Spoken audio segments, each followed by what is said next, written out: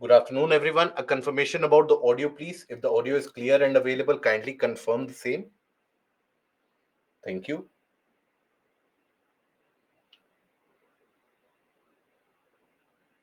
So, till now, since yesterday you have been attending the session, what is the general comfort level that you have? Are you finding these things easy to follow, or is it something that is simply bouncing over your head? What is the general comfort level? Easy to follow? Good.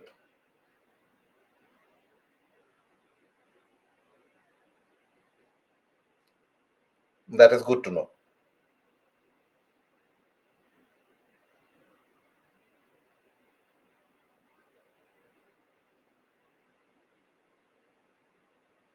See, these basic concepts and this basic building up of the concepts, that is the only approach that we are going to follow.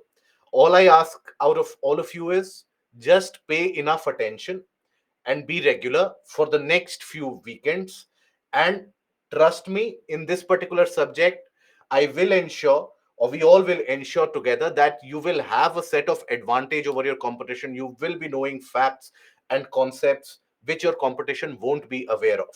And that will be something which will be reflected when you write the answers. The conceptual clarity that your answers will depict. That in itself will give you enough amount of advantage over your competition. So all I ask out of you is just be attentive, just be observant enough. That is it. Okay. And okay, Parshuram will see that what we can do for that. I'll get it resolved. So now we come to the portion of seafloor spreading theory. Now, before what is this seafloor spreading theory, what this concept talks about, and what is it all about? So, first of all, let us understand the backdrop under which this seafloor spreading came into existence, the theory came into existence. So, here, basically, the convection current theory was something which was developed in the 1920s. And for some substantial amount of time, there was no major discovery, no major scientific research which was being carried on in this particular area. Second World War broke out, and in Second World War, Germany, the Nazi Germany, basically unleashed a weapon which the Western countries had not thought of before.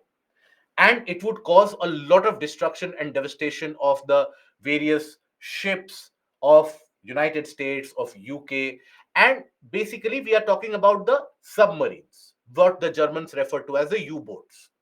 So those submarines or U-boats developed by Germany had the ability to basically hide underwater and emerge at critical points and then carry out sudden attacks on the various different naval vessels, naval ships. And because of that, Germany was gaining a kind of an undue advantage in particularly when we talk about the warfare over the sea.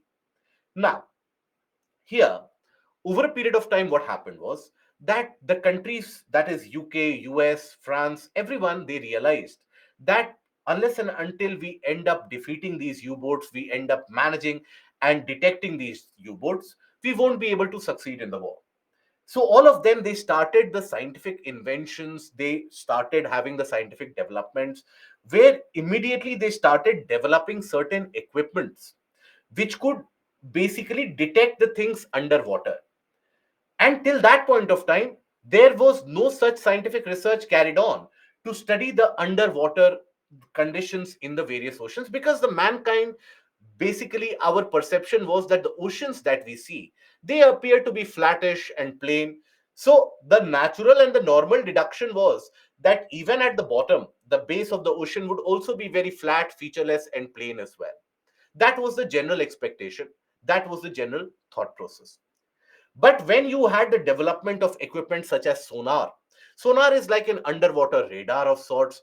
With the help of sound waves, it helps detect, or it basically is able to detect any kind of obstacle which is there.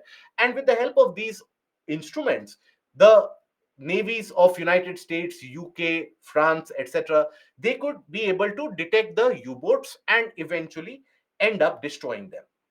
But then the war ended in 45. Now, what to do with all the instruments? All the instruments that have been deployed across all the ships, what do we use them for?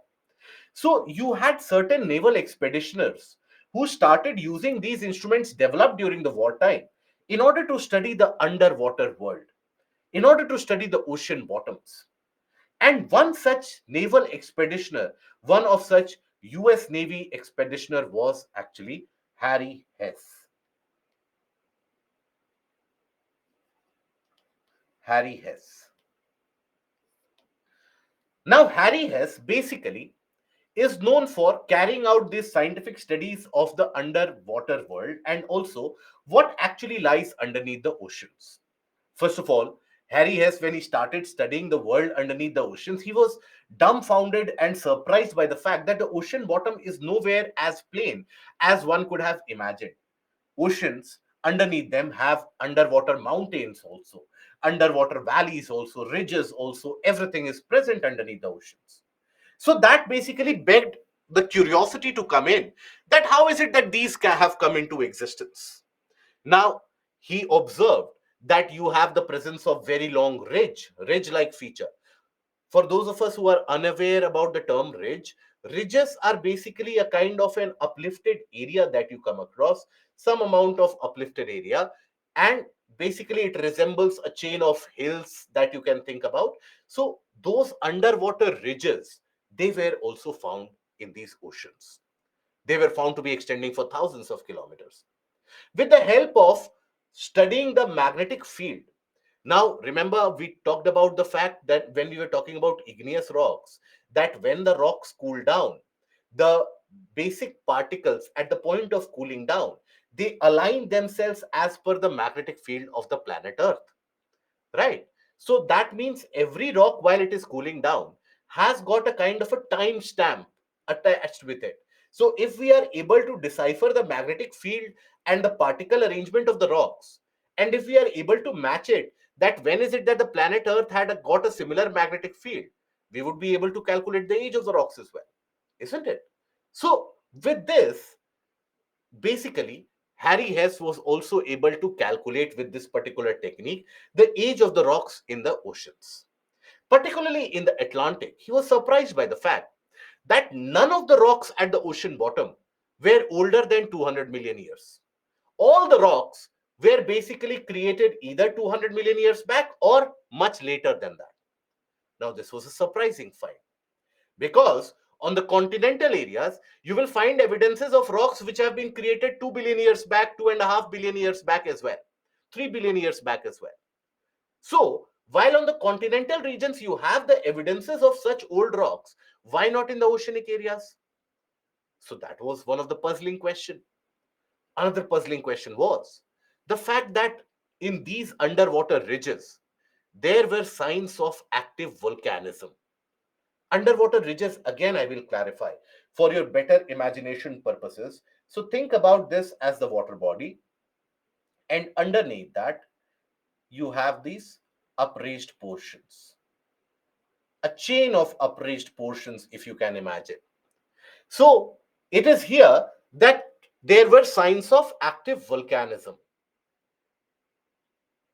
in these ridges. And furthermore, when the rocks and their age was calculated, it was found out that when you are closer to the ridge, when you consider the age of the rocks closer to the ridge, they are much younger. As you move away from the ridge, you get older rocks in existence. So, based upon these particular observations, Harry has made a series of conclusions, and he postulated a theory, put forward a theory that was the seafloor spreading theory. What was the seafloor spreading theory about?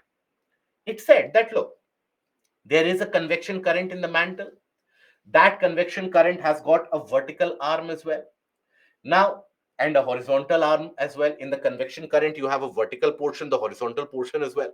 So, Harry has said that the convection current in the mantle basically brings very hot regions or molten materials of magma closer to the surface.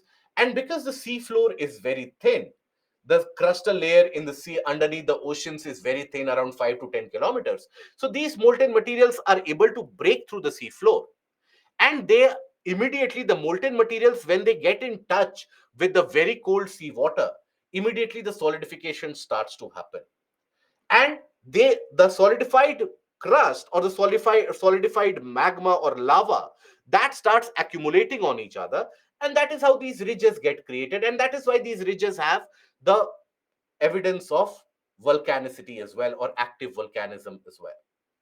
And when you have this continuous volcanic eruption which is taking place underneath the oceans, so basically the earlier crust which was present, that is being pushed aside, and the newer crust getting created, that is replacing the older crust. That is why closer to the ridges you find the younger rocks, away from the ridges you find the older rocks, and these, they get pushed aside, right? So that means underneath the oceanic crust, you have the, or underneath the oceanic water, you have the creation of a newer crust which is taking place continuously, and the formation of the newer crust is a continuous process which is happening.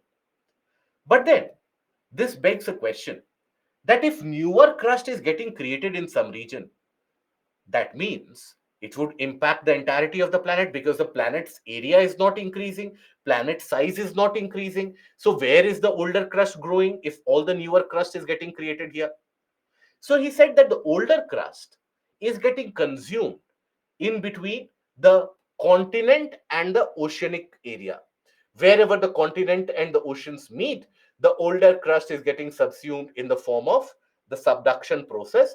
And that is why in many of these areas you have the presence of trenches as well. Trenches are the deep depressions that you find in the case of the oceans. So that is the theory that he put forward, that the newer crust is getting created in the region of these oceanic ridges, and the older crust is getting consumed. And it is in this process that the sea floor in itself is expanding. He basically used this to postulate that at one point of time, the Atlantic Ocean would not have been in existence, because none of the rocks of the Atlantic Ocean have the age which is older than 200 million years. So that means if we go back 250 million years from present, if we go back 300 million years from present, chances are that you might not find any Atlantic Ocean at all. Chances are that North America would still be very much attached to Europe, South America would still very much be attached to Africa. So, how is it that this ocean got created? Because of such kind of volcanism that basically pushed these regions apart. So, this was the seafloor spreading. This further corroborated to the fact that yes, indeed, some or the other drift might be happening. What is the rate of that drift? The other factors, how is it that the underwater mountains get created? Those things were not explained by this theory. But nonetheless, it further supported the fact that yes, a drift might be happening, where a newer crust is getting created underneath these oceanic ridges, and older crust is getting consumed at the ocean continent boundary, and the sea floor is spreading where the newer crust is pushing the older crust away from each other. So that was the basis of seafloor spreading theory. So let us take a look at, first of all, the observations which were made by Harry Hess. So what were the observations? First, oceans are not featureless plains. It contains of mixed oceanic ridges, oceanic rise, oceanic trenches, abyssal plains. Abyssal plains here refer to the deep sea plains underneath the oceans at the bottom at a depth of 4 to 6 kilometers. 4 to 6 kilometers from the ocean or the sea surface, you have the presence of large, extensive plains. That is what is referred to as the deep sea plains or the abyssal plains. Then seabound, that is the underwater mountain. So oceans, they do consist of variety of various different features. Then the oceanic rock sample in terms of age were nowhere more than 200 million years old. Continental rocks are way older. Few of the continental rocks are even 3 billion years old. They indicate the presence of older rocks over the continents, but such is not the case in the oceans, which basically creates a situation or indicates to a possibility that many of these oceans, they have been created newly, right? So that means, is that a possibility that earlier no oceans would be in existence? No. Harry Hess was indicating to a process where the crust is recirculating itself, where the older crust is getting consumed, newer crust is getting created, and this process is happening under the oceans. And this process is the reason why the oceanic crust are younger, and basically it is a recirculation of the crustal layer that is happening. Near mid-oceanic ridges, the rock samples were younger, and near the trenches, the rocks are the oldest but less than 200 million years. So they are not very, very old. On the crest of mid-oceanic ridges, cracks with continuous active volcanic eruption were found. So that means on the crest, on these ridges, you had signs of active volcanicity. Now, age of the rocks and types may be similar for any two places equidistant from the mid-oceanic ridge. That means that if, let's suppose, we consider this to be the mid-oceanic ridge, if you consider a rock which is equidistant from the mid-oceanic ridge, which is at the same distance from the oceanic ridge, both of them have got the same age.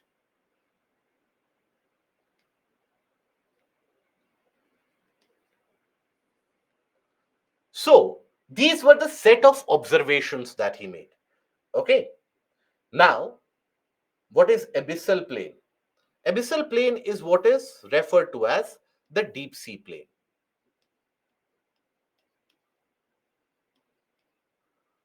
Abyssal plain is what is the deep sea plain. Underneath the oceans, at the bottom of the ocean, you have a flat featureless plain like feature in certain areas. That is the abyssal plain. And second point basically means, as I told you earlier also, that the when the age of the rocks were calculated, how were the age of the rocks calculated? With the help of the magnetic field, with the help of studying the magnetic field of the rocks. Because while studying about the igneous rocks, there we had studied about the fact that as the rocks, they tend to cool down from liquid to solid. So before cooling down and before solidifying, the particles, the molecules, they arrange themselves as per the magnetic field lines of the planet Earth, right? And magnetic field lines of the planet Earth, they keep on changing. So by calculating the magnetic field of the rocks and then matching it with when is it that planet Earth had a kind of a similar magnetic field, we are able to calculate the age of the rocks. This is a process which is also referred to as paleomagnetism. So with the help of paleomagnetism, it was observed that the oceanic crust was much younger. In the oceanic crust, rocks were not older than 200 million years. So that means rocks were either created 200 million years back or later than that. Whereas in the continental areas, many of the rocks were created much earlier. Many of the rocks were created billions of years ago, and you had the evidence of those rocks created billions of years ago, but you don't have such evidence created underneath the ocean. So that is what he observed, which indicated to him that the oceans were much younger as compared to continents. That means oceans would have been created at a later stage of time. How they have been created? For that, he put forward the seafloor spreading theory. Is that understood, Priya and Shrimant? Both of you had doubts. I hope that is clear. Or any doubt that remains, please let me know. Okay. So, this was the series of observation. Now, based upon these series of observation, he put forward the theory. What was the theory? So, the theory basically said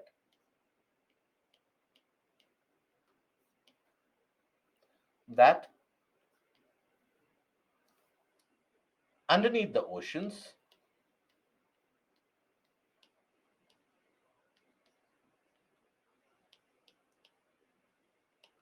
newer crust gets created due to volcanic eruptions.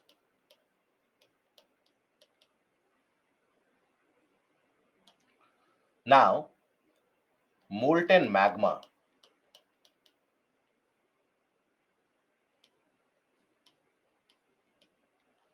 after getting in contact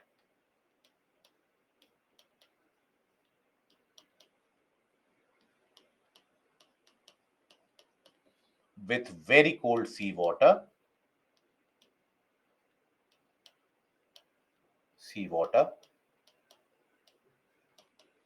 would solidify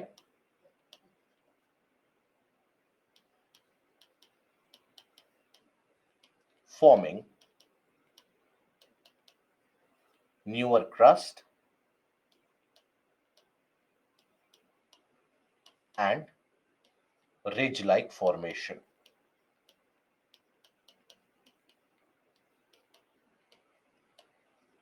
Okay.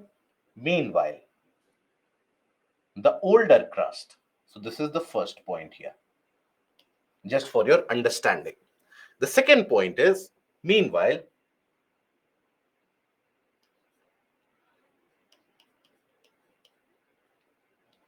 the older crust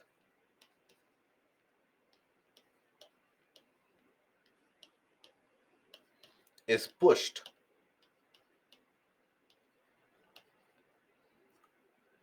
from the ridges due to formation of new crust.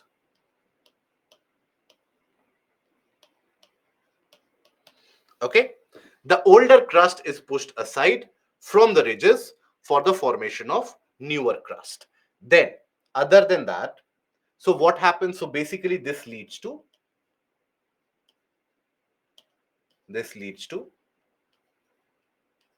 expansion of the sea floor.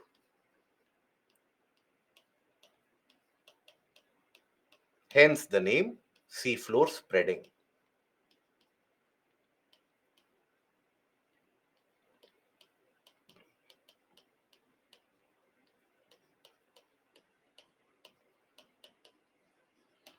But what would happen eventually to the older crust if these newer crusts are getting created and basically the size of the planet Earth continues to remain the same? So, what happens to the older crust? So, the older crust is subsumed, is basically consumed at the continent ocean boundary, where the older crust basically moves ahead in the trenches. It gets created and a trench gets created. What is a trench? These are underwater depressions that you have, many of the time having a depth of more than 8 to 10 kilometers from the sea surface. So that these are the deepest points across the planet's surface. So here, that basically was symbolized that older crust gets consumed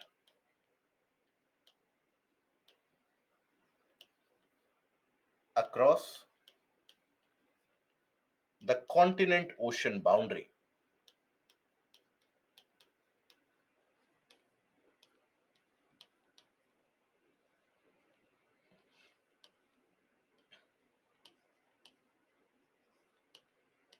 Okay, they get consumed across the continent ocean boundary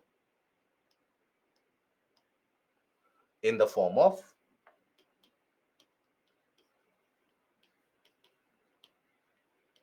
trenches. Now, let us understand how this new crust gets created and what is it that basically Harry has put forward. It is just a theory, by the way. Okay, so here, when you think about it, let's suppose you consider the oceanic crust here. So, when you talk about the oceanic crust,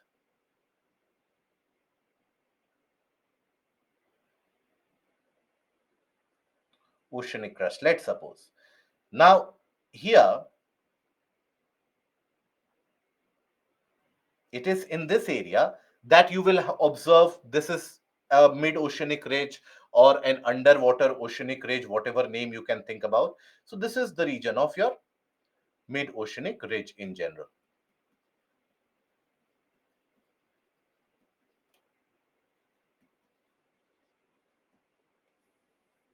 Okay. Now here, what generally happens is, because of convection current in the mantle, as Harry has said, that this process takes place, and the convection current will have the horizontal arm as well. The vertical arm of it breaks through the surface. And when it breaks through the surface, it will cool down immediately. Let's suppose it has cooled down and it has formed a newer crust, right? Now what after that? After that, after some time, again there is significant amount of heating which is caused, and due to that significant amount of heating, let's suppose there is another crack which develops here. This portion becomes weaker because the heat energy is being released from this area. So this area becomes hotter and crack develops, and the older ones, they are pushed aside. The older eruptions, they are pushed aside, and you have the newer magma which comes out and solidifies. So the newer crust gets created. Again, after some time, again there will be, due to that continuous application of heat across the region of the ridge. Why there is application of heat? Because of the convection current which is rising from the mantle. Why is there a convection current rising from the mantle? Because of enough heat, residual heat, etc., trapped in the region of the mantle. So that is why you have, again, that heat will be able to break the surface, cause a crack across the surface. And when that crack across the surface would be caused, you have to understand that still you have the horizontal component of the convection current which is pulling the land apart. So the crack develops across the existing regions, and the older crustal layers, they are basically pushed aside. And then you have the newer crust which again gets created.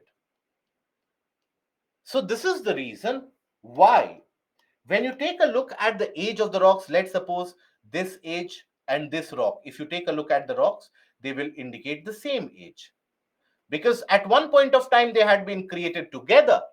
But as and when the newer crust is getting created at the region of the mid-oceanic ridge, the older ones are getting pushed aside.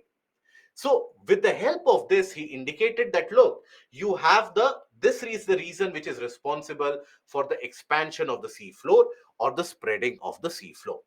But what about the older ones? So he said that the older ones, basically, here when you have the continental crust, now the older ones specifically, they are getting consumed, they are getting subducted here, forming a kind of a deep trench like depression like formation, that is the oceanic trenches. Okay, that is where you have all these getting consumed. That was the theory that he put forward.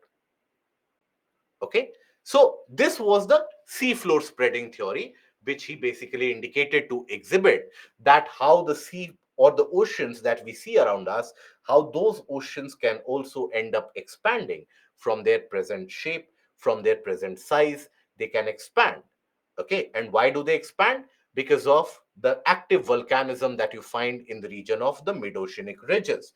And why do you have that active volcanism? Because of the convection current which is present in the region of the mantle. So as the newer crust gets created, the older crust continuously is pushed to the side, and that leads to the expansion of the seafloor. Okay, and can you please show trenches by drawing for reference help in understanding? Okay, so oh, I thought we knew about trenches. Fair enough. So oceanic trenches, we are not aware about oceanic trenches here. So take a look at this. First of all, I'll show you on the world map. So observe these areas, these regions that you see. You would observe, I will rub the portion of the marking so that you are able to observe the map. All these areas you will observe very dark in coloration, right? Observe these areas. These are dark in coloration. These are basically oceanic trenches. So oceanic trenches, these are generally found at the margins of the oceans, and they have a kind of a shape which is very, very narrow, significantly narrow, right? And here you have, let's suppose, another landmass. Here you have the water body. So this is your oceanic trench. Okay, this is a kind of a oceanic trench. Is that understood, Priya? Now, So do we have any clue about what do we mean by oceanic trenches or any examples of oceanic trenches? So the deepest point across the planet is what? Deepest point is the Mariana Trench, or what is referred to as the Challenger Deep. And that Mariana Trench is at a depth of more than close to around 11 kilometers from the sea surface. So think about it. Mount Everest is only 8.8 kilometers from the sea level. Mariana Trench is 11 kilometers deep from the sea level.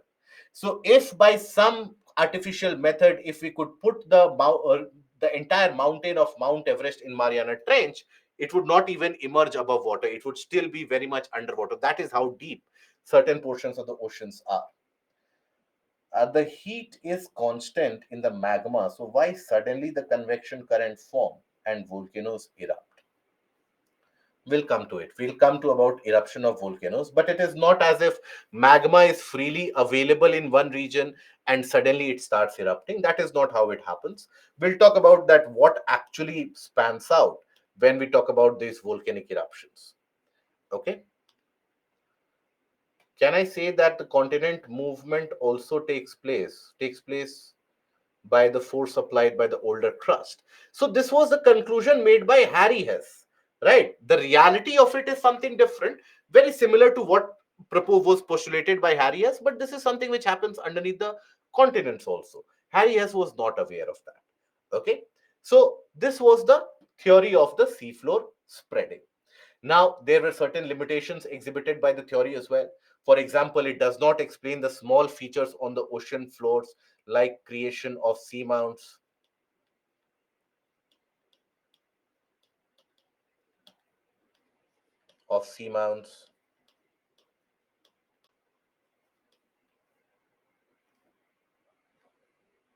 right? Deep sea plains, etc. That is not talked about. It does not talk about the movement of the continents at all, right? Whether the continents are also influenced by the seafloor spreading or not, that is not talked about here.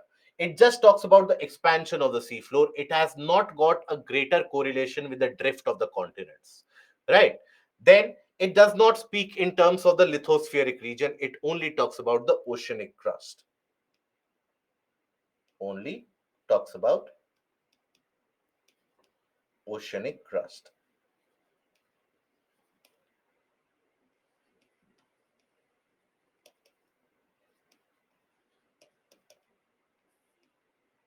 Okay, so it does not talk about it. And also, as per this theory, it tells you that everywhere there is a mid-oceanic ridge, there should be an adjoining oceanic trench nearby in that oceanic area, isn't it? But that is not the case. If you take a look at this map, this is a map which indicates the presence of the mid-oceanic ridges across the globe. So here you will find the presence of mid-oceanic ridges.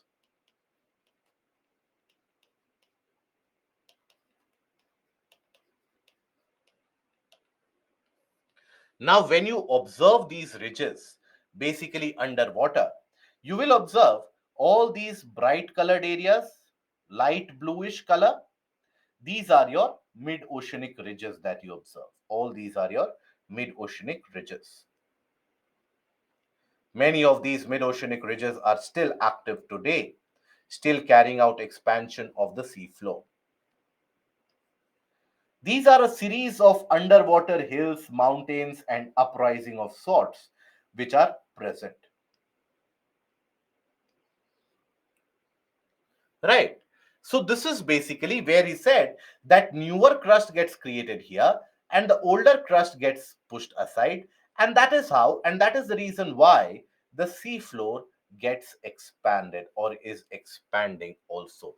So that is the basic consequence of it as he talked about. So that is what the seafloor spreading was about. Now, this seafloor spreading obviously had certain drawbacks. It could not explain in totality about the drifting of the continents and so on. So that is why this was also not much accepted. But then this also, in some way, contributed to our understanding of the plate tectonic theory later on, almost a decade later, when the plate tectonic theory was postulated. These theories were also utilized. Now, Harry Hess was a significant or had a significant contribution which he did make in the aspect of calculation of the age of the rocks at the ocean bottom. And he was able to do that with the help of the process what we refer to as paleomagnetism.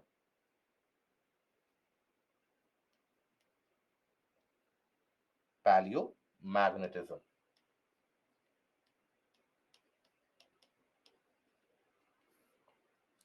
Now, what is this paleomagnetism?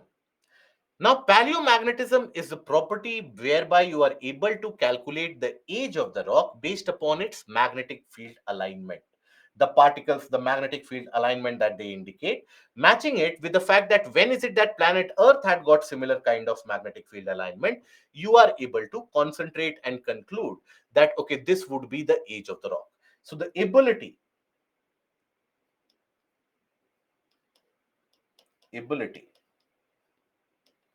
to calculate the age of the rock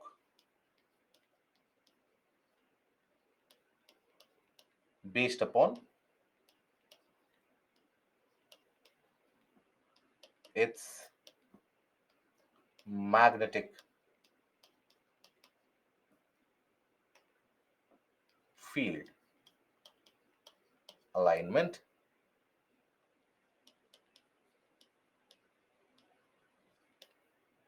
and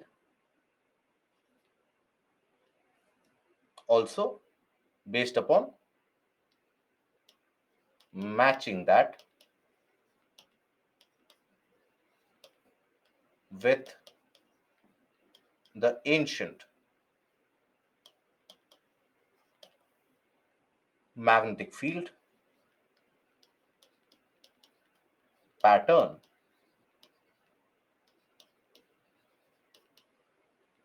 indicated by the planet. Okay.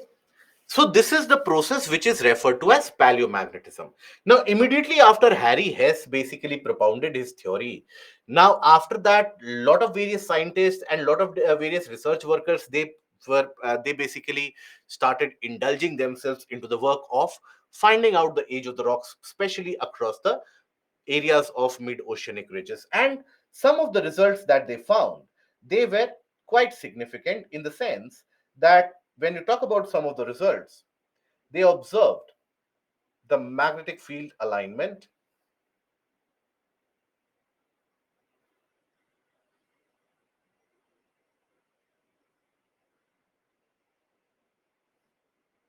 So let's assume this is the region of mid-oceanic ridge,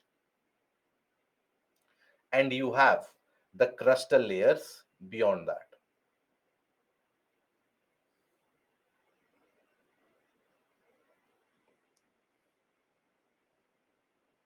Let's assume.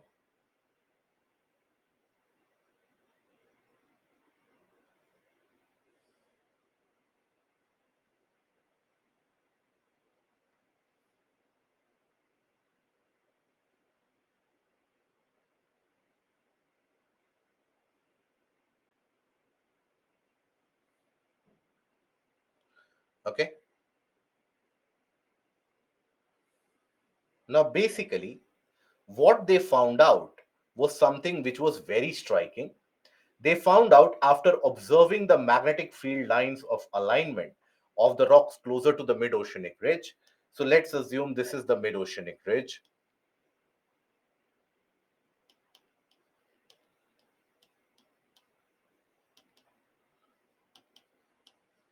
They found out that closer to the mid-oceanic ridge, you find a kind of a similar magnetic alignment, magnetic field indicated by the presence of the rocks. The various rocks indicating a similar magnetic field of alignment.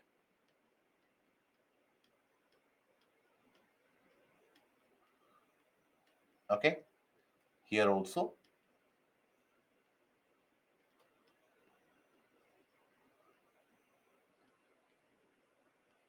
So that basically indicated a pattern that as you go a certain distance on either side away from the mid-oceanic ridge, you will find the rocks indicating similar magnetic field. And that was basically enough to point or take forward the evidence that these would have been created at the same time. So these are the similar magnetic fields which are exhibited. So that means that these both had same age.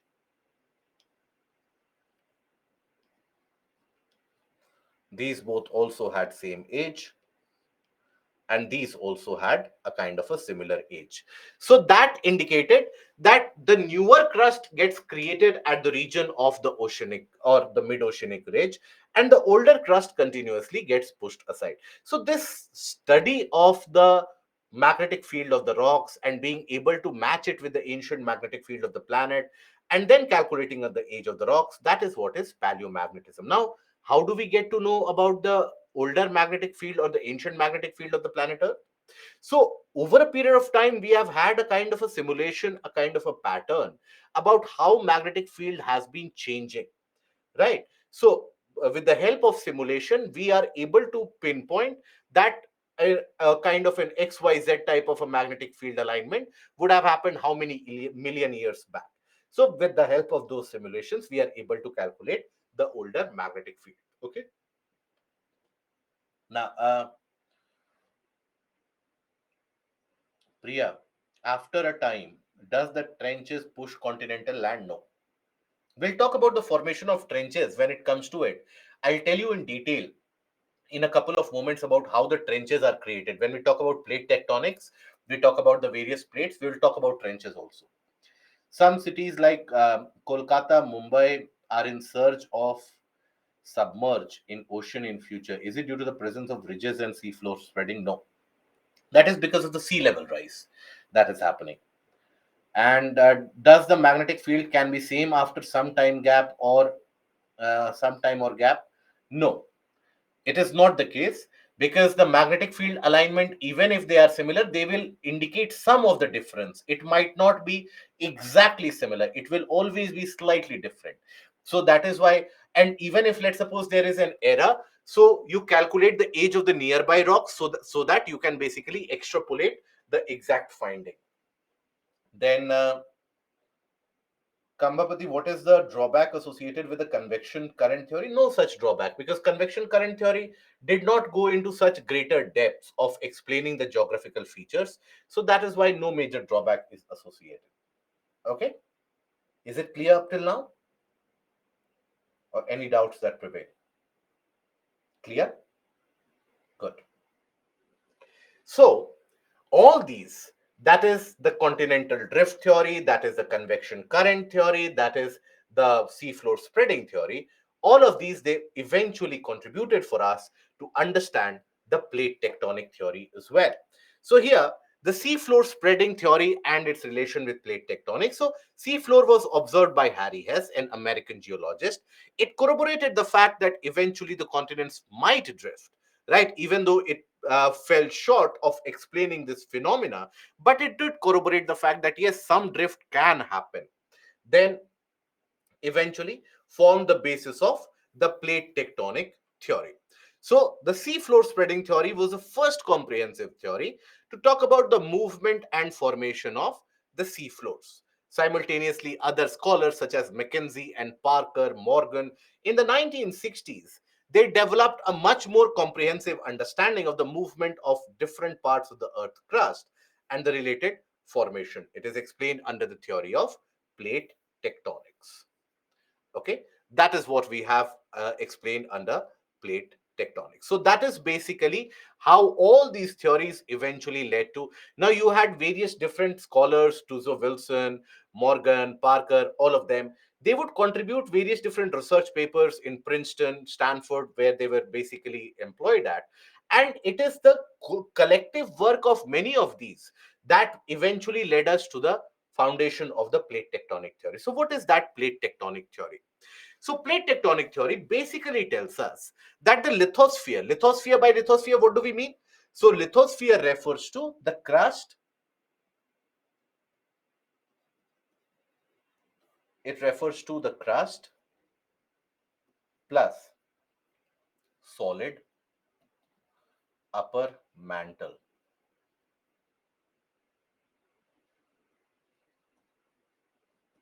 That is the lithosphere.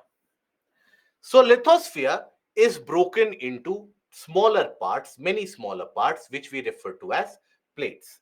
These particular portions of lithosphere, they end up moving over the portion of the molten mantle. Which molten mantle are we talking about?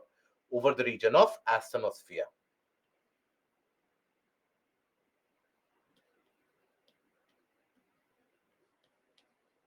Okay. They end up moving over the region of asthenosphere, and the plates, they are in continuous motion with respect to each other.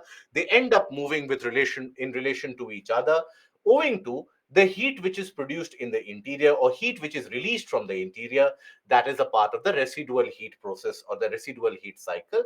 That heat keeps on getting released from the interior, and that is why you have the various movements.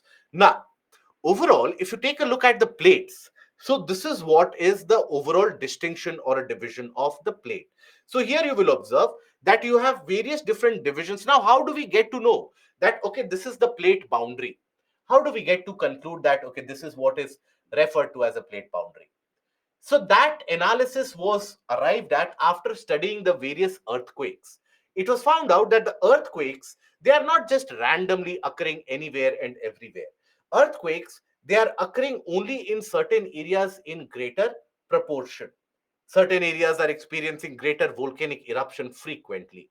So that all those studies, they demarcated to us, or they signified that, okay, where the earthquakes are very prominent, very common, that means those are the areas where it might be the crust is weaker. So it might be a plate boundary. So just to show you that, observe these plate boundaries and observe. I'll try to take you to the portion of the earthquakes, the distribution of earthquakes across the globe. Observe this. So, in this image that you observe, you will observe that all the earthquakes, it is not randomly happening anywhere and everywhere. They follow a kind of a pattern, they follow a kind of an arrangement. And this is where the earthquakes are frequented. So, based upon that, they were able to finalize the boundaries of the plate. So, you had Somali plate, Indian plate, African plate, all these that you are seeing. So, even the volcanic eruptions are getting concentrated in these areas themselves. So based upon these findings, you had the calculation that these would be the plate and the plate boundaries. Now, almost all the plates that you observe, they basically are of varying sizes. So accordingly, the plates have been divided into major plates and minor plates. Amongst the major plates, if you consider, you will have North American plate,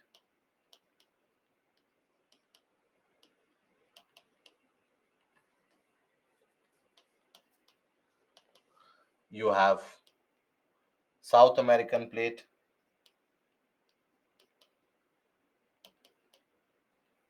Eurasian plate, African plate,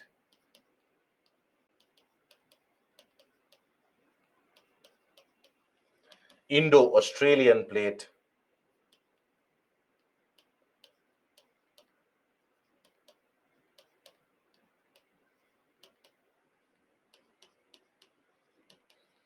and also basically Pacific plate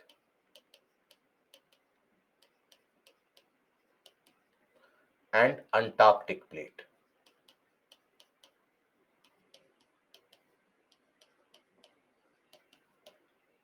These are the major plates across the planet, the larger ones based upon the size.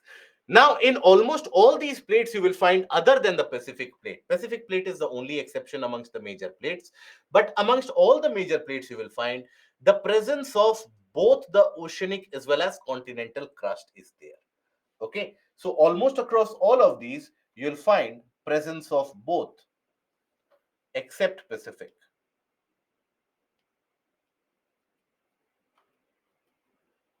Pacific, presence of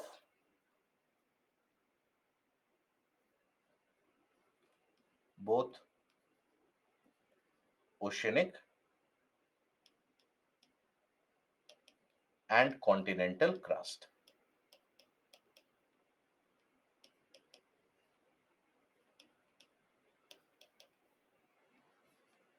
In minor plates, you will have many of such which has got only oceanic crust, right? But in major plates, you will have the presence of both of them in almost all the cases. Now here, the question which arises is that, and in all of these plate movements or in all the plate boundaries, you will observe there's a kind of a movement associated. There's a movement either towards each other, away from each other, or parallel to each other. Eventually, when you have a two-dimensional space, in that the plates can move only in a certain ways or in a certain manner. Either they can move away from each other, they can move towards each other, or they can move parallel to each other, isn't it? That is the only kind of movement that they can have. So here, why is it that the plates end up moving? What is the reason behind the movement of the plates? So the reason is very simple. So they move because of the convection current which is present in the interior, because of convection current in the mantle. For this, you can carry out a basic exercise and experiment at your home also, and you will be able to observe the results of it, which will give you an idea about how the plates end up moving. So let's suppose you consider again a utensil, you consider take a utensil where you are boiling water. Now on that water, let's suppose you have kept two blocks of wood, light blocks of wood which are floating. You have kept them very close to each other. Now name them A and B. Now when you start heating this water, now after some time, you will observe that A and B, they tend to move away from each other. Why is it the case? That is because as here the heated water will rise up, there will be a convection current which will be created here, isn't it? And that convection current will basically induce a movement in these wooden blocks as well. So something on a very similar scale is observed in the case of the plate movement as well, where if you will take a look at it, so let's suppose you have the crustal layer.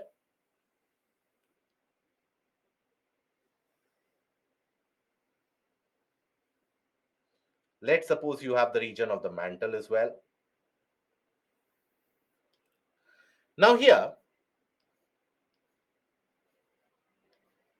as there is a convective current which is in existence in the region of the mantle, now there will be, this is an easy depiction or a simplified depiction of the convection current, but actual configuration of the convection current, if you will observe. So here you will observe what? That it has got vertical column, it has got a horizontal column as well. So if you take a look at the convection current in actuality, the convection current will have a shape somewhat like this,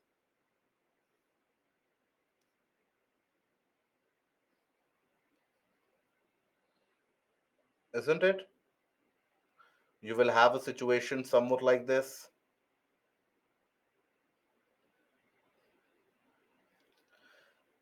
Now, what this does, the vertical column of heat, that starts heating this area, right? And the horizontal one starts pulling it aside.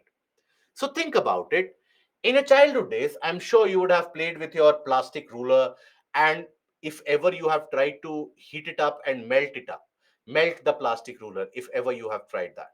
So what do you observe is that when you basically put the plastic ruler, let's assume that you have a candle light,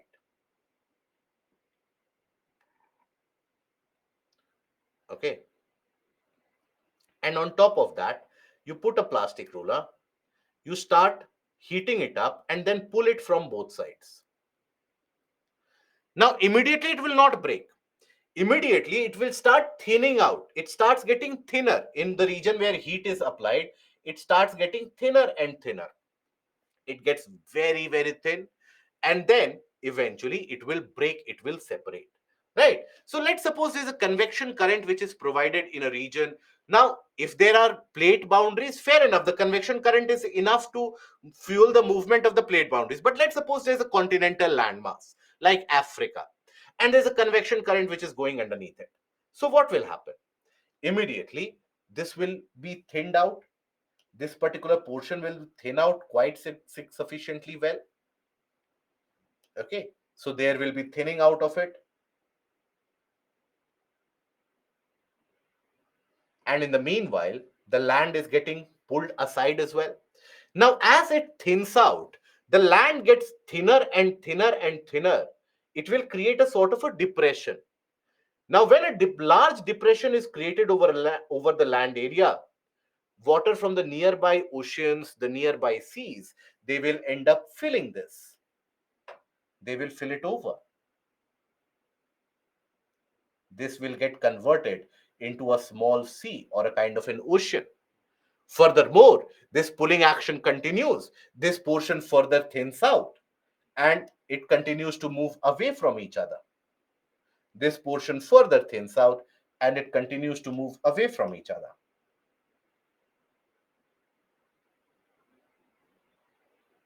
And eventually, this will break. You will have creation of a mid-oceanic ridge and the expansion of the seafloor will happen. So the existing plates, they will be moved aside. They will always be pushed aside. So that is how, because of the convection current, it can always end up initiating a kind of a movement, a kind of a motion. And here you also have to understand that when we talk about these plates, so let's suppose here when we talk about two different plates, let me use this particular portion of the screen. So here, if we are talking about two different plates, so just like the experiment that we had carried out with the blocks, if you have these plates, and if in the interior, let's suppose you have the presence of the convection current, the plates obviously will move away from each other, isn't it? Now let's assume that you have 3 or 4 plates. Okay, A, B, C, and D. And if there is a convection current underneath B and C, no convection current underneath A and D, let's suppose. Now B and C, they will move away from each other. Now, can we not say that along with movement away from C, B is also going to move towards A? So B and A, they are basically going to collide because B is being pushed towards A, right? C is going to collide with D here, right? Because C is getting pushed due to the convective current.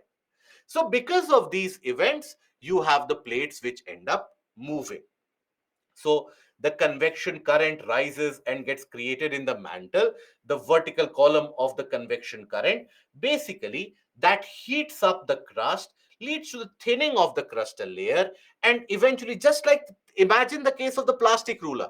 When you have heated, or I'm sure in your childhood days you would have done that. If you have not done that, then well, you should not make a comment on your childhood there itself. But basically, these kinds of mischiefs you do during your childhood days, where you put out any kind of material, you put it in front of a flame to see how it behaves. So basically, the plastic ruler, it does not, any kind of plastic, it basically starts thinning up, and then eventually it can break if you are pulling it apart, isn't it? So that is a similar process. And here, if you take a look at the schematics of it, how does it happen? So observe here. Basically, when you have the heat which is provided, when this heat is provided, observe here that you will have the horizontal column of that heat pulling the land apart. So the crustal layer in this area starts becoming thinner already. It becomes so very thin that after some period of time, this is covered under water. Water from the nearby region that enters this area.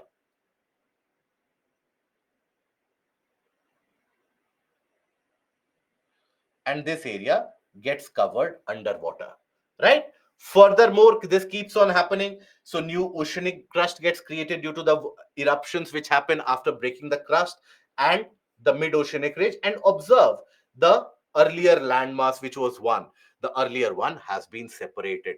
So that is how the plate movements basically end up happening. So this thinning happens because of the heat which is provided from the region of the mantle, and that heat thins out the region of the lithosphere, thins out eventually the region of the crustal portion as well. Okay. Now, when we talk about the plate movements can only be of a certain type. When we talk about the various plate movements, so we have seen that if you have, let's suppose, two of them or three of them, now even or four of them, if both of them are moving away from each other, it can happen that you might have, let's suppose, here also a convection current is in presence, here also a convection current is present, right? At the same time, multiple convection currents can be present in the interior. So A and B can move towards each other, C and D can move towards each other, B and C are moving away from each other. So this is a kind of a plate movement, but there is also a movement parallel to each other. How does that happen? So let's assume that when we talk about the regions or the plates, here, for example, I will take you back to the image earlier that we talked about. Observe here this particular plate movement in this region, in the region of California. Here, here you will observe that the plates are moving parallel to each other. They are neither moving towards or away from each other. In this area, they are moving parallel to each other. So that is the what is another kind of movement associated. Okay. Now, many of the times when we observe the parallel movement, why does that happen?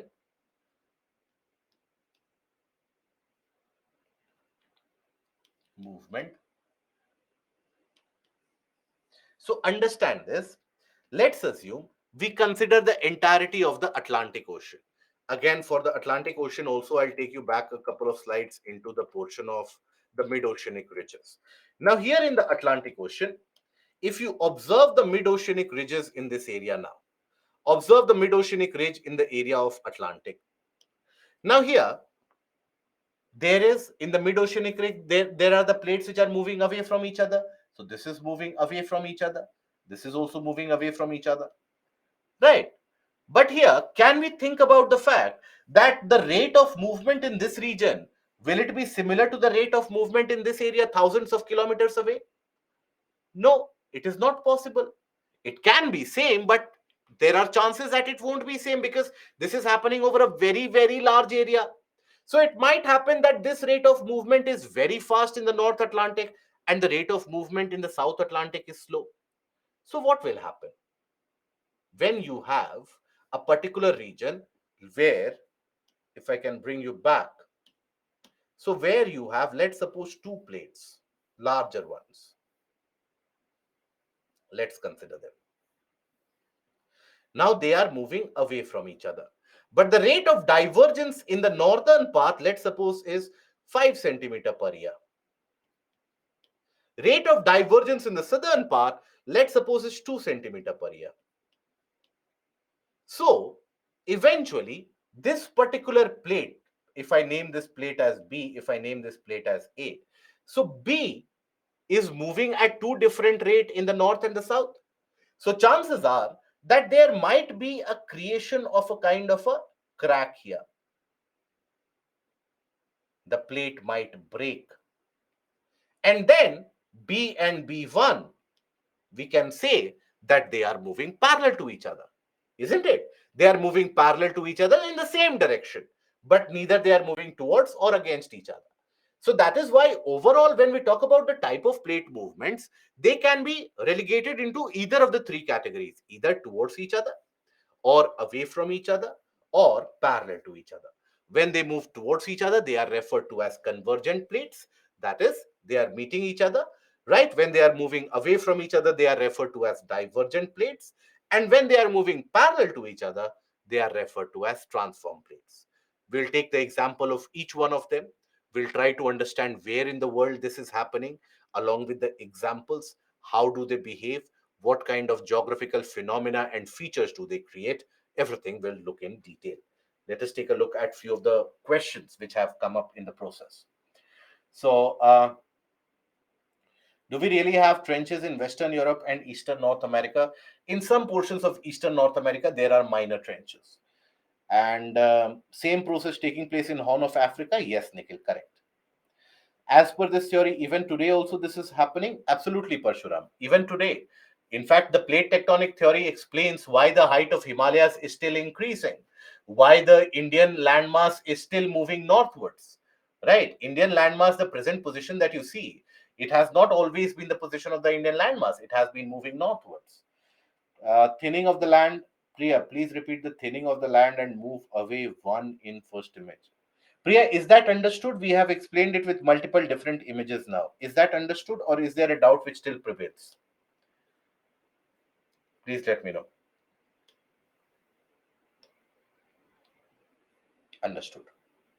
Please give examples of each. I will definitely give you examples of each one of them. Don't worry about it.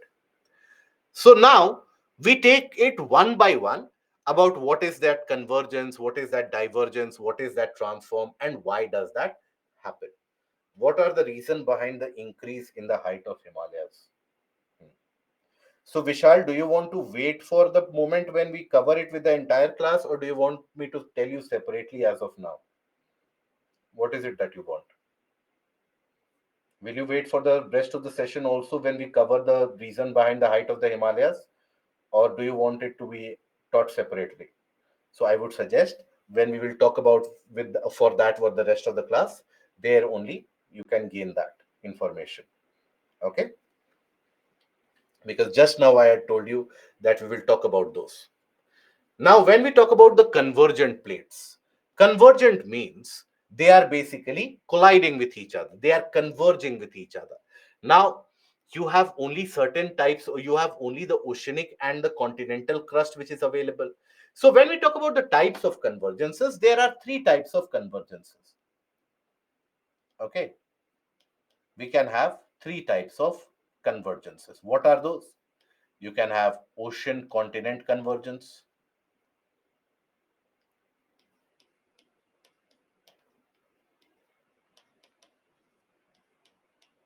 Then ocean convergence, where an oceanic plate undergoes a convergence with another oceanic plate. Oceanic convergence.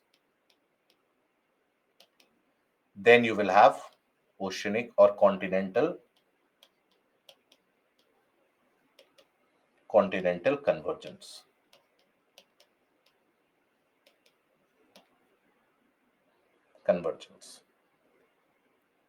right?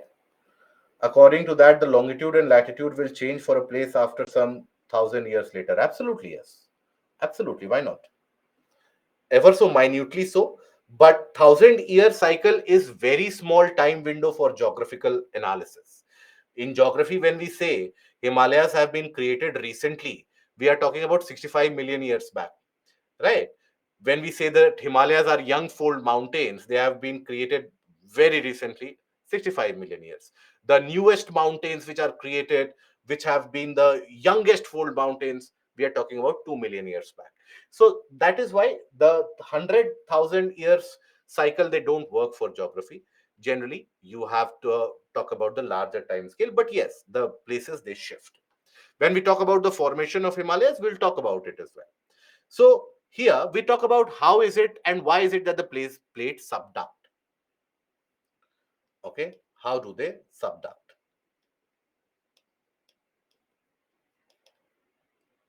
Now what happens? You have to remember that when you have two different objects of different densities, whenever they undergo collision, always it is the lighter one which comes at top and the heavier one, that is the one which sinks to the bottom. Now, when you have the collision with the crust, there always the heavier one will go to the bottom and the lighter one will come to the top. So here, when we talk about these particular plates, so ocean oceanic plate is always heavier,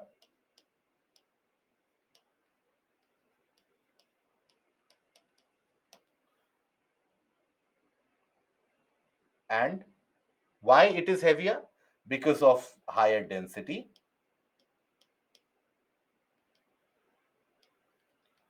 of higher density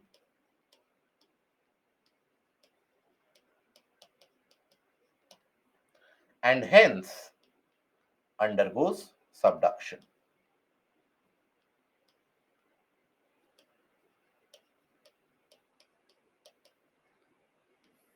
Okay. Now understand the process. It is a very simple logical process which happens. Understand the process with the help of a kind of an oceanic continental convergence, where the oceanic continental convergence happens. So first of all, I'll tell you about the basic of that subduction, what happens when it subducts, what is the process created thereby, why that subduction happens. That is a simple one. Then we will talk about the various different stages, that is ocean continental, ocean ocean, and continental continental. Where do they happen? What kind of convergences happen? So when we talk about a kind of an oceanic plate here,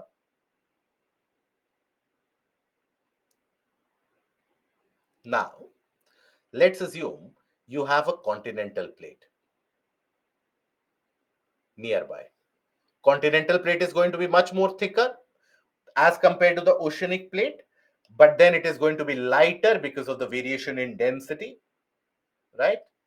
So this is all happening underwater.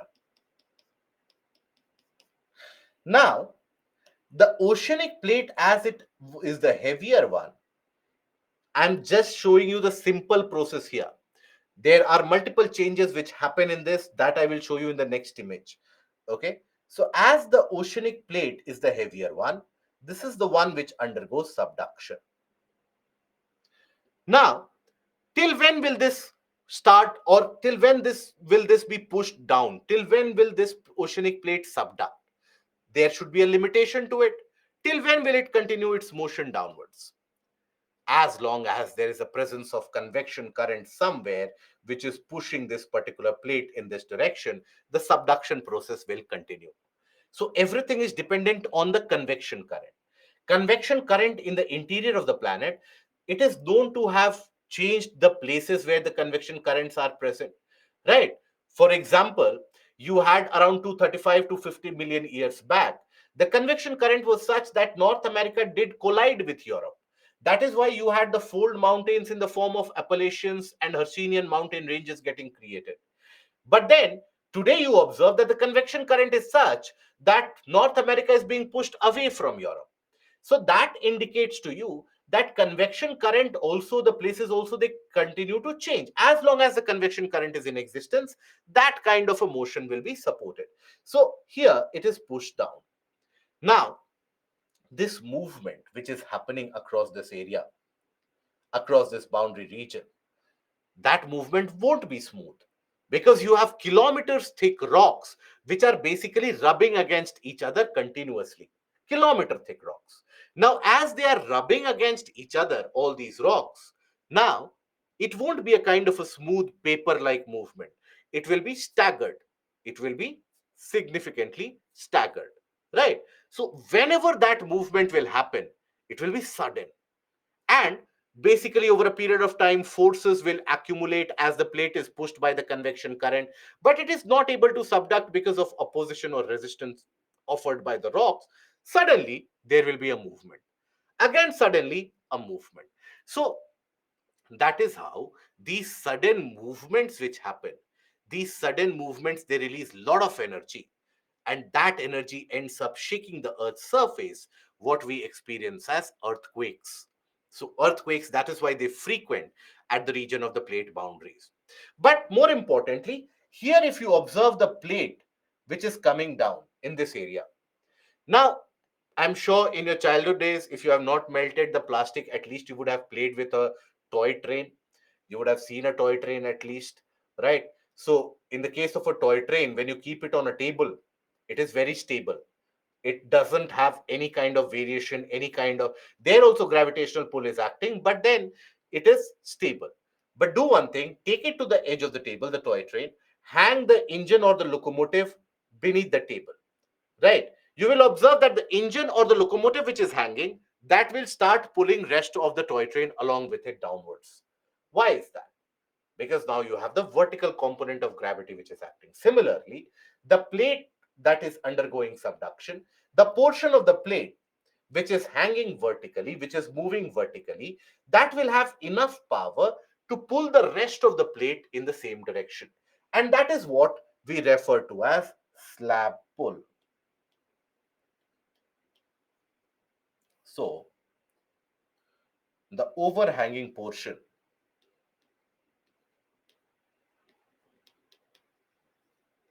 of the subducting plate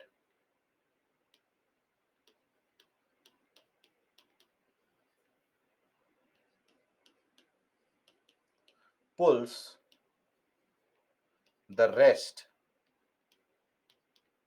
of the plate along with it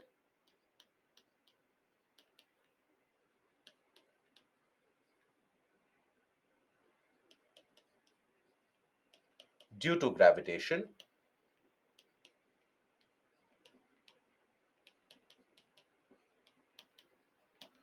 and this is what we refer to as slab pull.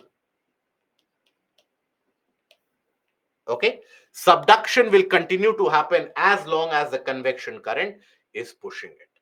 Okay, after going or reaching a depth of around 150, 160, 200, 250 kilometers, some portions of this plate will start to melt owing to higher temperature. Now the molten portion, being lighter, will try to rise up. It will start melting the materials above, and it will create other certain set of geographical phenomena. That is something that we will analyze in greater detail now. So here, now we concentrate upon the oceanic and continental plate convergence. First of all, where is it happening across the globe? So let us gain an idea about that. That across the globe, where is it that you are observing the continental oceanic convergence? So if you observe this image, yes, slab pull, as long as it is undergoing subduction, a portion is overhanging, it will continue to pull the rest of the portion. So where is it happening? Continental oceanic convergence. So it is happening in this area, across the region of Japan, right? Across this area, across the Tonga Islands, across this area, across this area, in this region. No, in the region of the Filipino, you have the oceanic. So across this area, it is happening in certain portions. Then here it is happening, Nazca and the South American plate. Here it is happening. Here it is happening. Right. So all around the bordering areas of the Pacific Ocean, not only the Pacific plate, all around the bordering areas of the Pacific Ocean, you have these kind of events of oceanic continental convergence, which is happening. Okay. Now, here let us take the example of one of the cases. Example, Nazca plate and South American plate.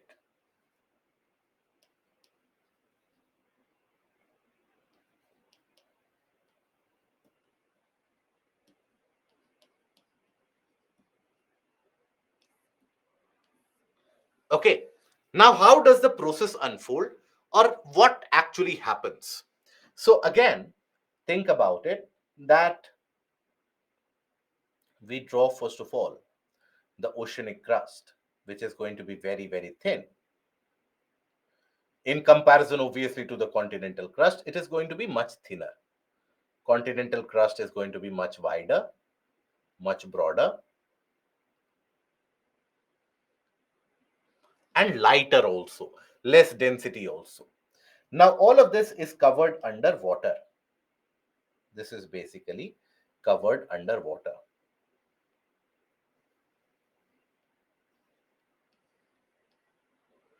Now, first of all, as this convergence is happening, as the convergence of the oceanic and continental plate is happening, now oceanic plate is the heavier one. Always it will be the oceanic plate which will undergo subduction. So as the oceanic plate is undergoing subduction, imagine that this is the continental plate, which is thicker. But as the oceanic plate is undergoing subduction, it won't be a uniform movement like the oceanic plate simply slides over like this. No, because these are kilometer thick rocks. Again, I will repeat, kilometer thick rocks. So they will experience or they will exert resistance to the other one. So as they are trying to move, the the continental crust also starts getting deformed ever so slightly because of the resistance offered. So there is a kind of a deformation which occurs. So how does it pan out? So it basically pans out where, as the oceanic crust undergoes that subduction,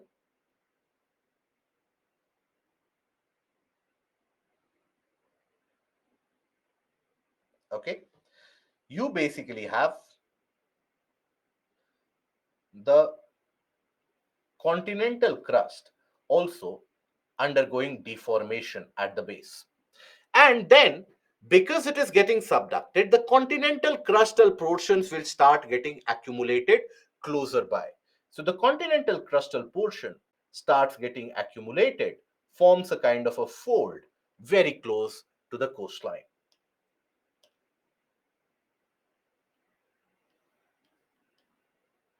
Now, this what you observe, this is what we refer to as the oceanic trench. This deeper portion that you observe, this is what we refer to as an oceanic trench. Example of that in this case, where the Nazca and the South American plates meet, example is Peru-Chile Trench to the west of South America.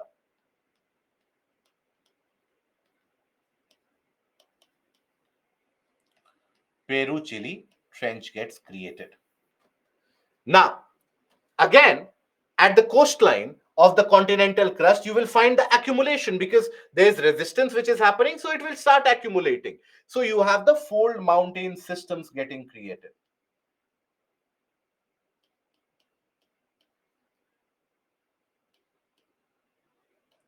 Fold mountains, example. In the case of South America, which is the example that we can take, basically Andes.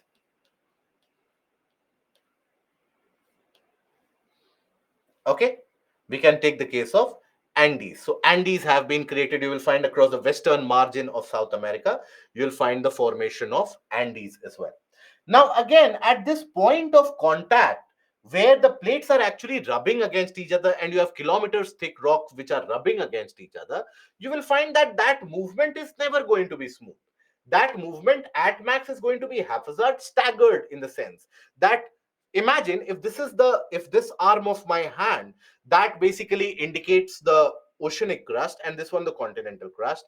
So the oceanic crust is getting pushed because of the convection current, but after a point of time, due to resistance, that energy keeps on getting built up, and because of the resistance it is unable to move further, it is unable to subduct further, but the energy keeps on building up because of the convection current.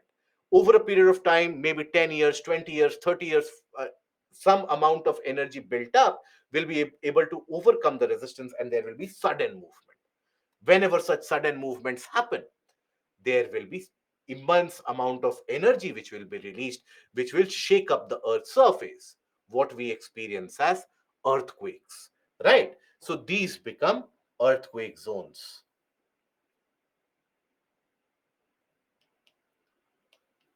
This is the reason that you, when you hear the news about earthquake, you would have heard that the earthquake, the focus is, or the region where it has originated is 50 kilometers below the earth's surface, 60 kilometers below the earth's surface, 30 kilometers below the earth's surface, because underneath where that movement is happening, that is where you have the resistance offered, and that resistance, when it is overcome and sudden movement which happens, that discharges a lot of energy that we experience in the form of earthquakes.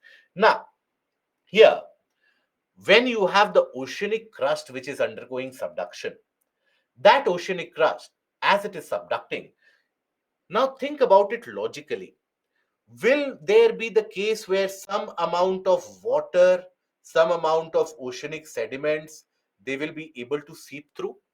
Can you imagine such a situation where some amount of water, some amount of sediments, etc., they will be able to seep through in this? Isn't it?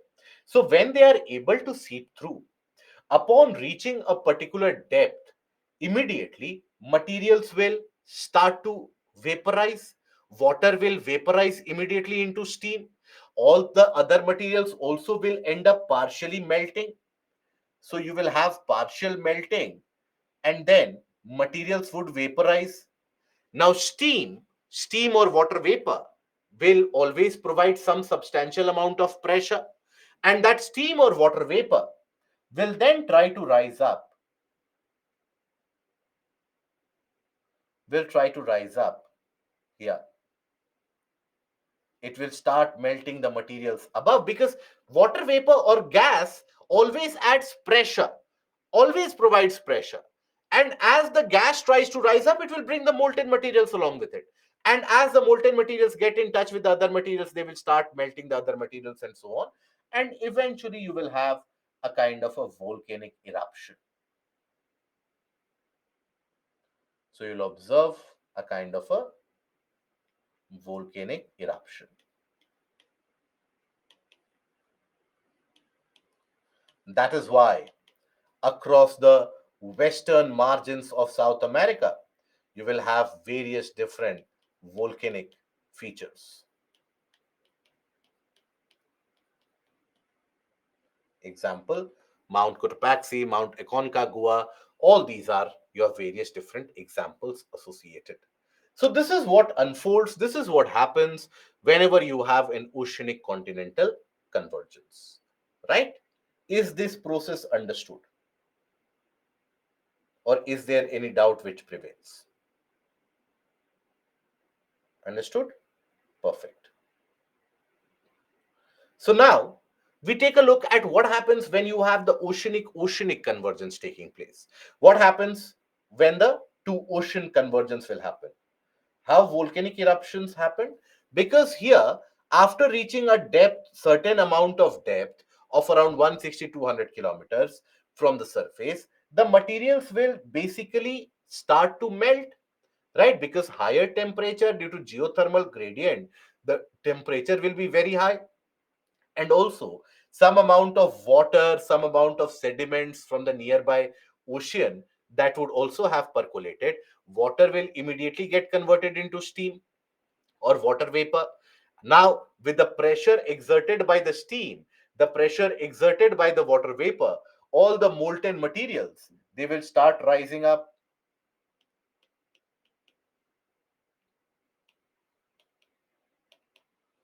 Molten materials, they will start rising up, they will start melting the materials as they get in touch with the other substances, and eventually they are able to break through the surface, and that is what we have as a volcanic eruption. Is that understood, Krishna and Vishal, or is there a doubt which prevails? Understood. Good. How fold mountains happen? Because the continental crust is also getting converged, continental crust is also moving. So the continental crust, as it is getting compressed around the region of the plate boundary, it will basically lead to accumulation of materials. And that accumulation, because crust is so thick, continental crust is so thick and light, accumulation of materials will happen. It will form a kind of a fold mountain structure. It means that if core and mantle is cooled completely, there will be no earthquakes. No, there won't be any earthquake, but there will be larger problems that we are going to face if the entirety of the core and mantle gets cooled down. So this is basically what happens in the case of oceanic continental plate. Now, when we talk about ocean convergence, there what happens? Now, first of all, in the case of ocean convergence, which is going to be the heavier plate, that is something you have to understand, because always the heavier plate is going to subduct itself, or heavier plate is going to be subducted. So here, when we talk about the ocean plate, always the older oceanic crust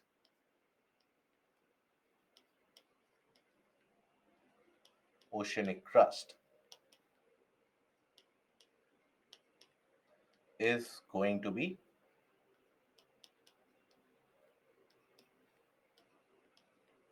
the heavier one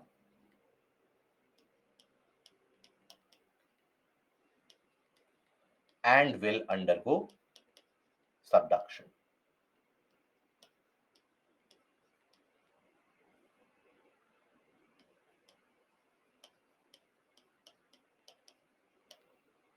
Okay, the older oceanic crust, that will be heavier, and that older oceanic crust will undergo subduction. Why is it so? Because let's suppose an oceanic crust has been created 400 million years back, and another oceanic crust has been created 50 million years back. So the one which has been in existence for 400 million years, there will be a lot of the rocks will form oxides, the crustal oxides or the minerals which are present on the crustal rocks, they will be able to form various oxides, compounds, etc. So it will become heavier over a period of time, sedimentation, etc. That will also end up making it heavier.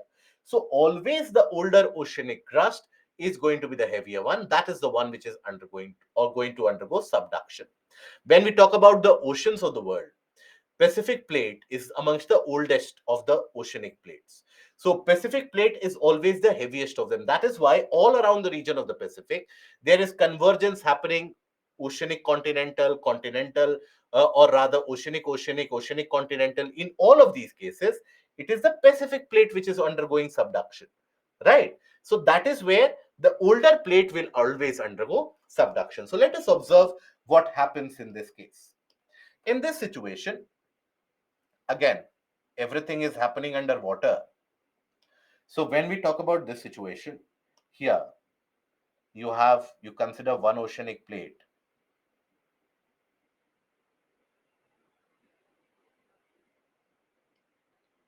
another oceanic plate. Now let's suppose this one is the older one. As it undergoes subduction, now the other oceanic plate will also be significantly deformed at the point of incident. This will also be significantly deformed. So there itself, you will find the presence of oceanic trench. Oceanic trench. Example in this case, Mariana Trench to the east of Philippines.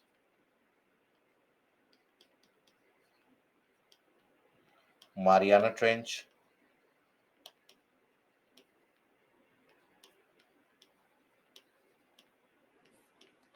Okay, so that is to be present, that is to be found here.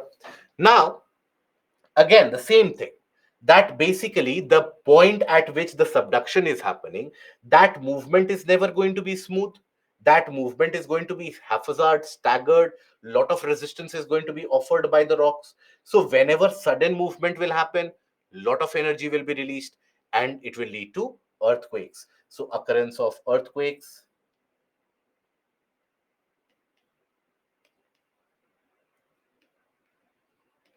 earthquake zones, they come into existence. Now, furthermore, here you won't observe the existence of a fold mountain or a formation of a fold mountain as you observed in the earlier case around the continental crust. Here you observe the fold mountains. In this case, no fold mountains are there. Why? Because the oceanic crust is very thin. Here, the fold mountains got created where?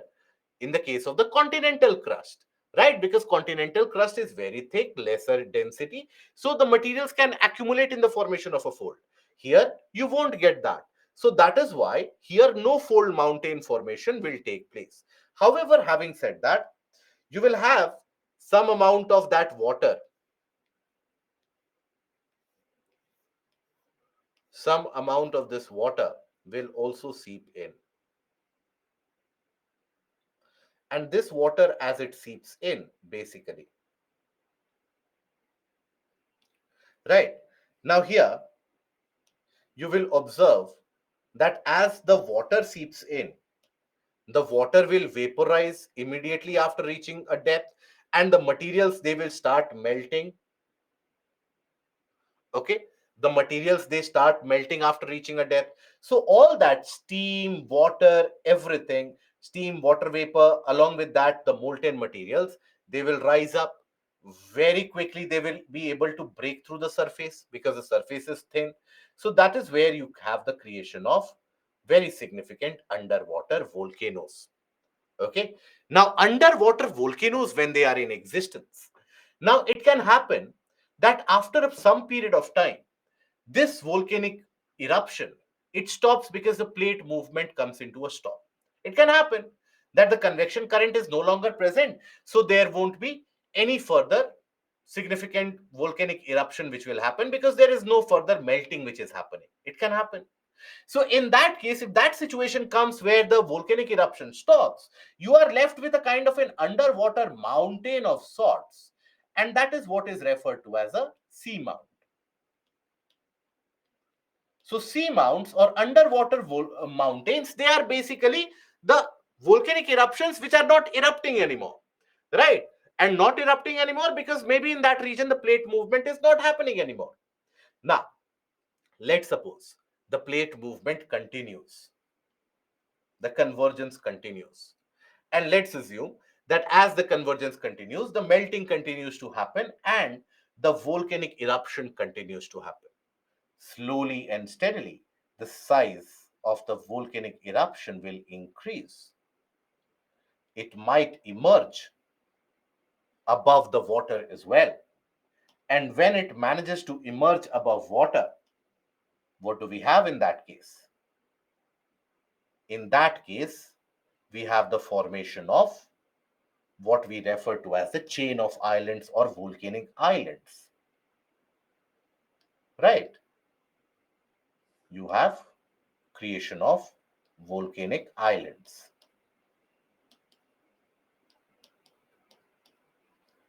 Example,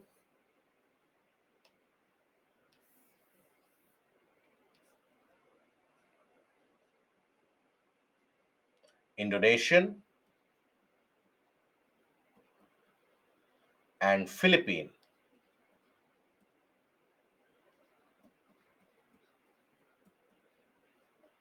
islands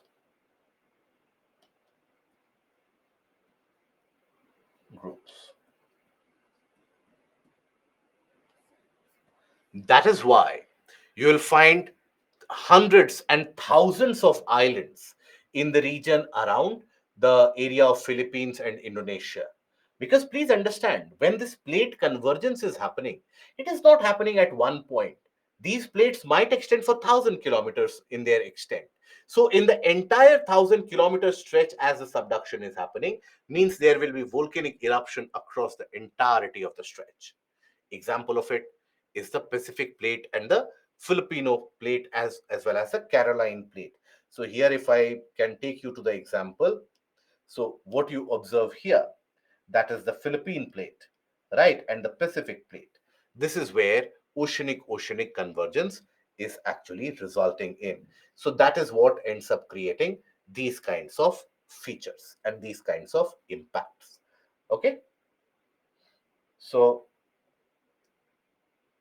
means, sir, Mariana Trench are the result of convergence of oceanic plate? Yes. Is tsunami is one of the example of oceanic plate? Tsunami is different. Tsunami is basically a large wave. Tsunami is a Japanese term which means large wave. And that large wave is generated whenever you have underwater earthquake. Anywhere wherever you have underwater earthquake, it can disturb the sea surface and can end up generating very large waves. That is tsunami. Nicobar Islands, Andaman Nicobar Islands have been created by this process. Ganesh, that is correct. Then Srimant, sir, then this island are also not safe because they can erupt again. Not all of them, but few of the islands you'll find active volcanoes, right? Many of the islands which are inhabited in these areas, now their volcanism has come to a stop. Their volcanism has come to a halt because there you might not have further more melting which is happening underneath it exactly, right? So how is it that the islands get created? So when you have the molten materials which rise up, they form the volcanic landforms in this. Now it can happen that these volcanoes, they continue to erupt. As they continue to erupt, their size will keep on increasing, isn't it? more materials will be erupted, more materials will be accumulated. So its size will continue to erupt. Its size will continue to increase rather. Eventually, there will be a situation where it will basically cross over the sea level. And when it crosses over the sea level, that is when it will be able to form what we refer to as an island. Okay? I hope that is understood. Right? Now, after this, we come to the portion of continental convergence. But before that, I will ask you now itself, do you need a break? If yes, fair enough. Otherwise, we continue till 5 p.m. So let me know. We continue, or do you need a break? Okay, fine. So we take a 10 minutes break and then we continue then.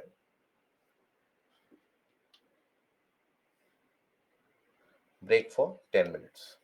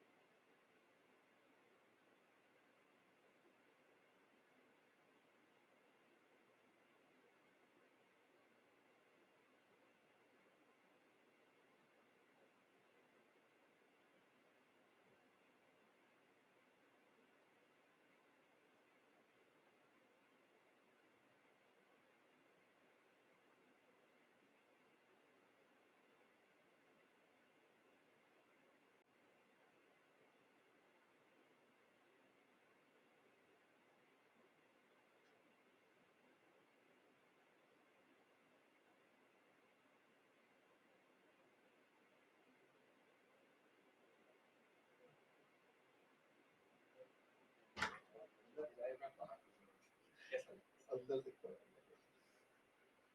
To the rap कितने बजे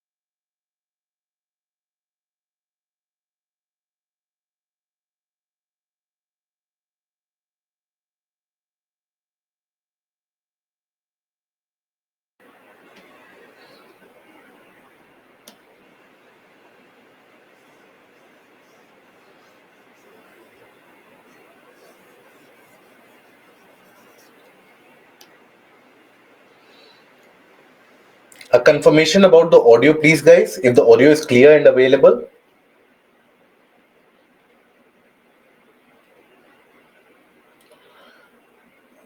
And what will be the problem if the core is completely cooled?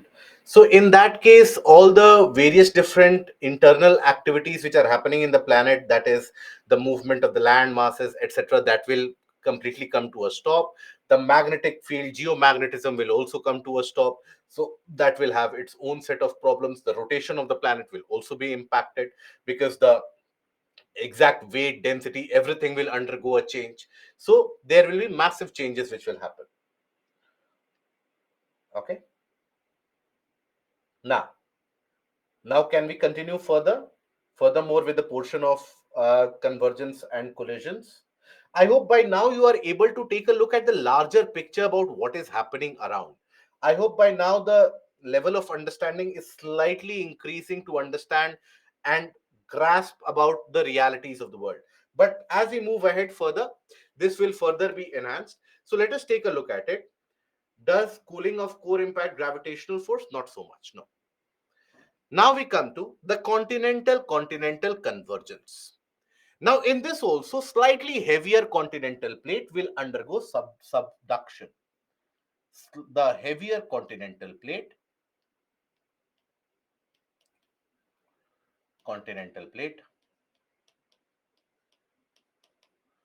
undergoes subduction.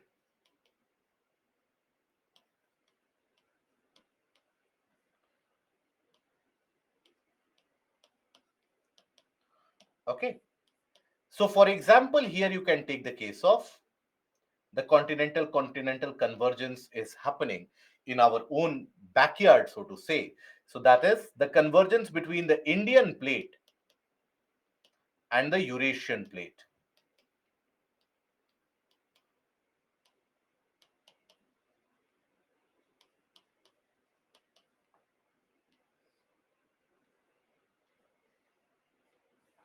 So basically, the Indian and the Eurasian plate, as they are converging, so such kind of continental convergences have happened previously as well, in the earlier situations as well. So here, when we talk about, let's suppose, the continental plates, both of them are very light, both of the, in terms of the density, in terms of the weight as well, and both of them are significantly thick as well. So here, what happens initially when this convergence actually happens? This convergence actually results in. So there will be that convergence which will happen. So let's suppose this is the Indian plate. Indian plate is the heavier one as compared to the Eurasian plate. Let's suppose.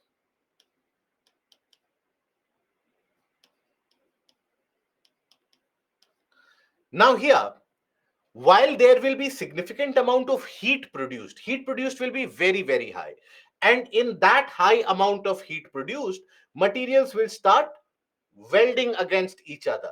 There will be formation of metamorphic rocks. All the rocks which are present in the region, be it sedimentary, igneous, as they undergo that process of convergence, crustal compression, there will be formation of metamorphic rocks.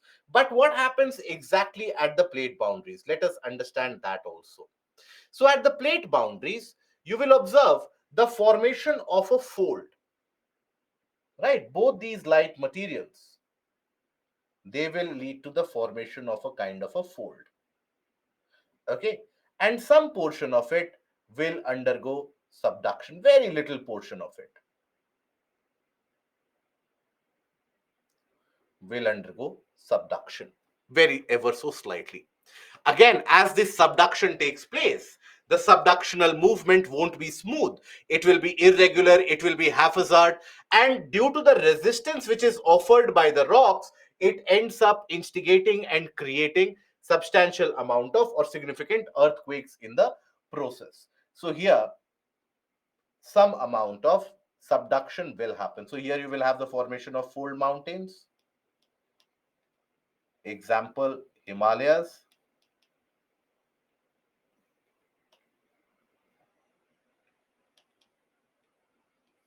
Example, Himalayas.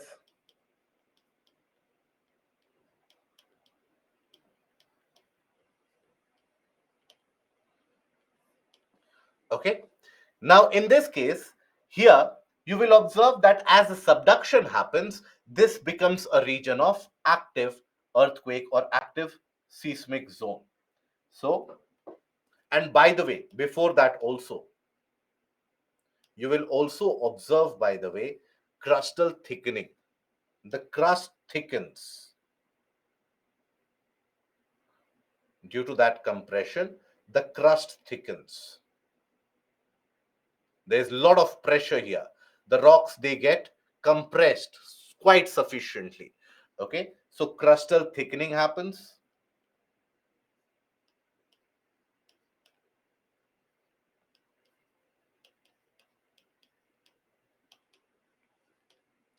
Then also very high magnitude earthquakes.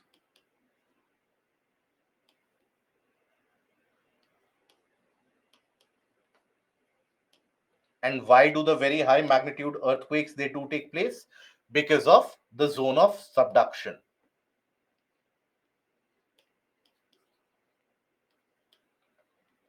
Of subduction. Okay, so there you have very high magnitude earthquake, but here volcanic activities will not happen. Right. Unlike the case of the oceanic convergence, in both the oceanic convergences, you would have observed volcanic activity. In the case of continental, you don't have the volcanic activity. So that means volcanic activities are restricted to oceanic convergences. Why is it that here no volcanic activities will take place? It is because of two reasons.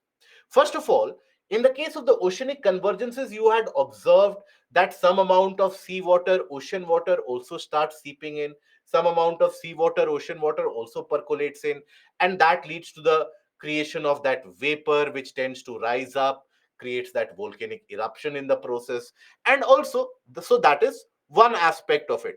Now, in this case, no seawater, no oceanic water does percolate in, so no case of formation of vapor or provision of pressure for the materials to come up.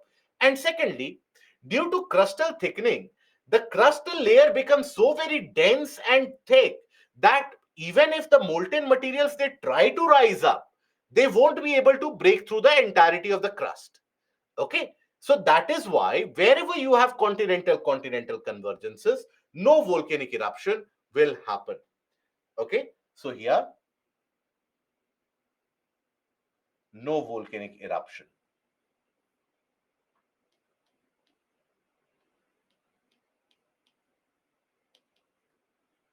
And why is that? Basically,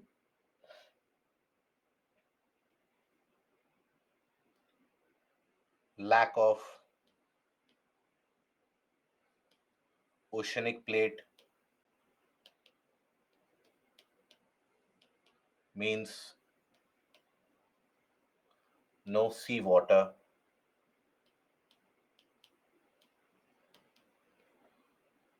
gets in, and hence no steam formation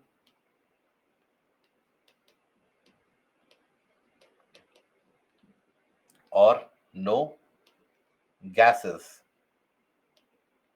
to apply pressure. Secondly, the crustal thickening. Crust becomes so thick that molten materials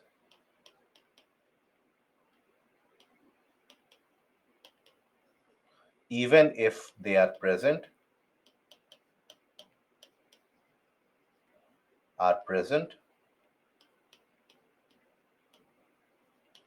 find it difficult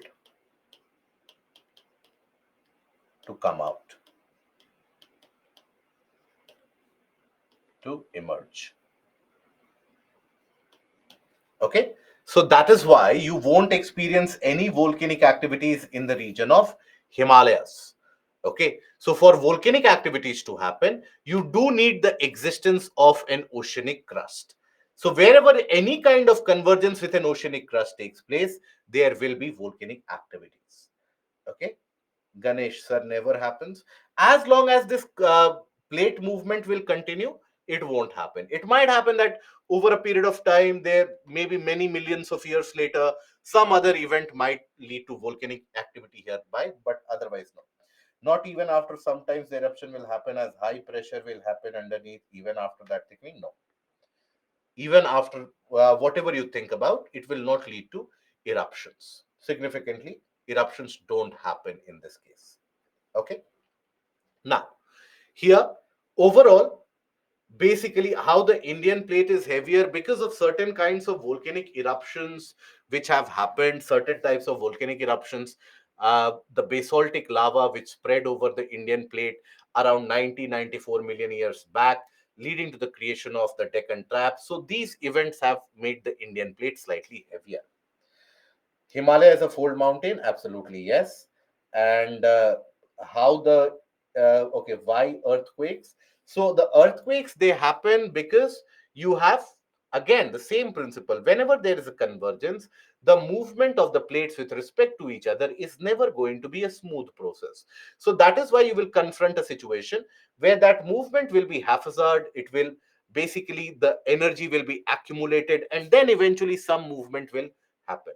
So that is why it will never be a kind of a smooth. So whenever you have that haphazard built up movement which is happening, that will release massive energy that will lead to earthquakes.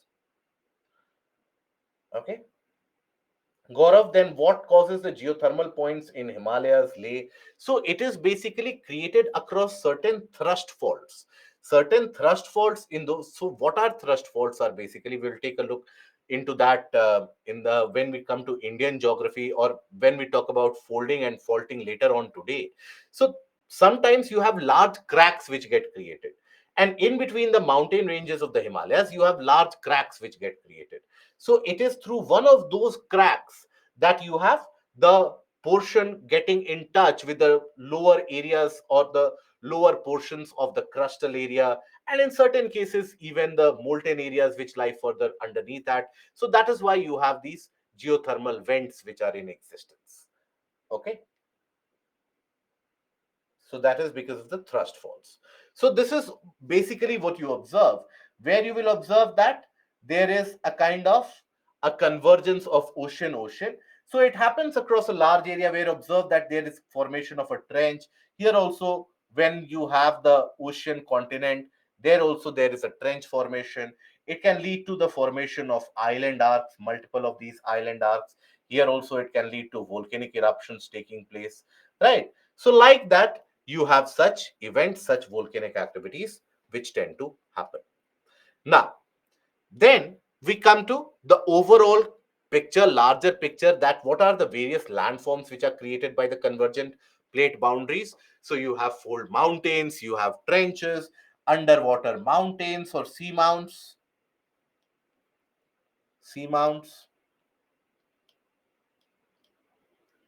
even islands,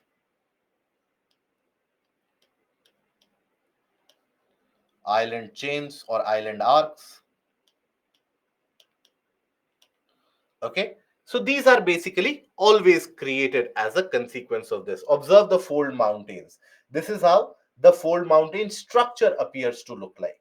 So you will observe that because there must have been some compression happening at some point of time in the history, that is why you'll find a series of these folds that basically end up exhibiting the existence of a fold mountain. Now, here the geographical phenomena which is instigated by them, by the convergence, is basically significant occurrence of earthquakes and volcanoes. Any kind of convergence which happens will always instigate earthquakes and volcanoes, or minimum earthquakes will always happen. Volcanoes will happen wherever you have the occurrence or the presence of an oceanic crust. There volcanic eruption will also happen. Otherwise, earthquakes will be a phenomena which will be accompanying all the kinds of convergence. Now, when you take a look at the Pacific Ocean, the region around the Pacific Ocean, the entire belt around the Pacific. Now, there, the Pacific plate is undergoing, or the various different plates, they are undergoing convergences, or various different types of convergences, oceanic continental, or oceanic oceanic. So, for example, around the Pacific Ocean, around the Pacific Ocean, you have either continental, oceanic continental convergence which happens, right? So example of this, so for example, Pacific and Eurasian plate,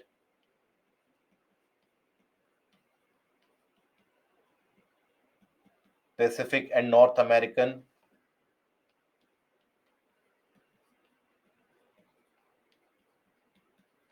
then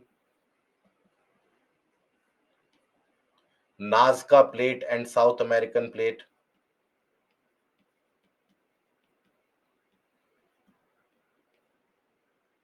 right? Nazca plate is also an oceanic plate, minor oceanic plate, by the way. Or you have oceanic, oceanic.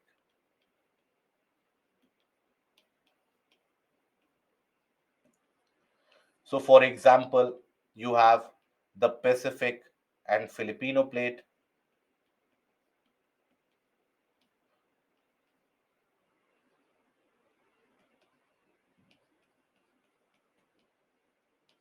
or for example, you consider the Pacific and Caroline Sea plate. Caroline Sea plate is again a minor plate.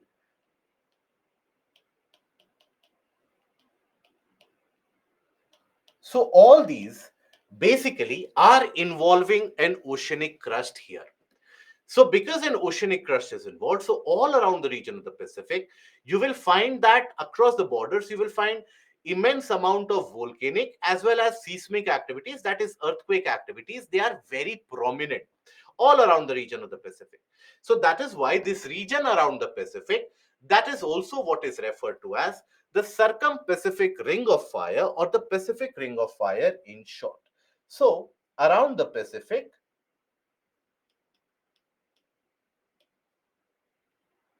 the Pacific,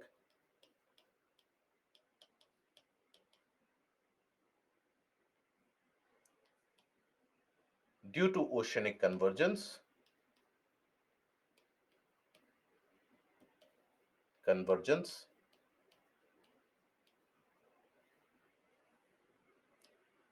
volcanic eruptions are common,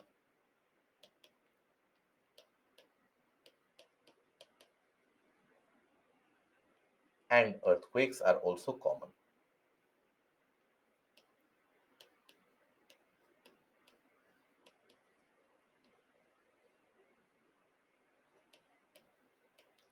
And hence, the zone is known as the circum-Pacific ring of fire, or simply put, Pacific ring of fire.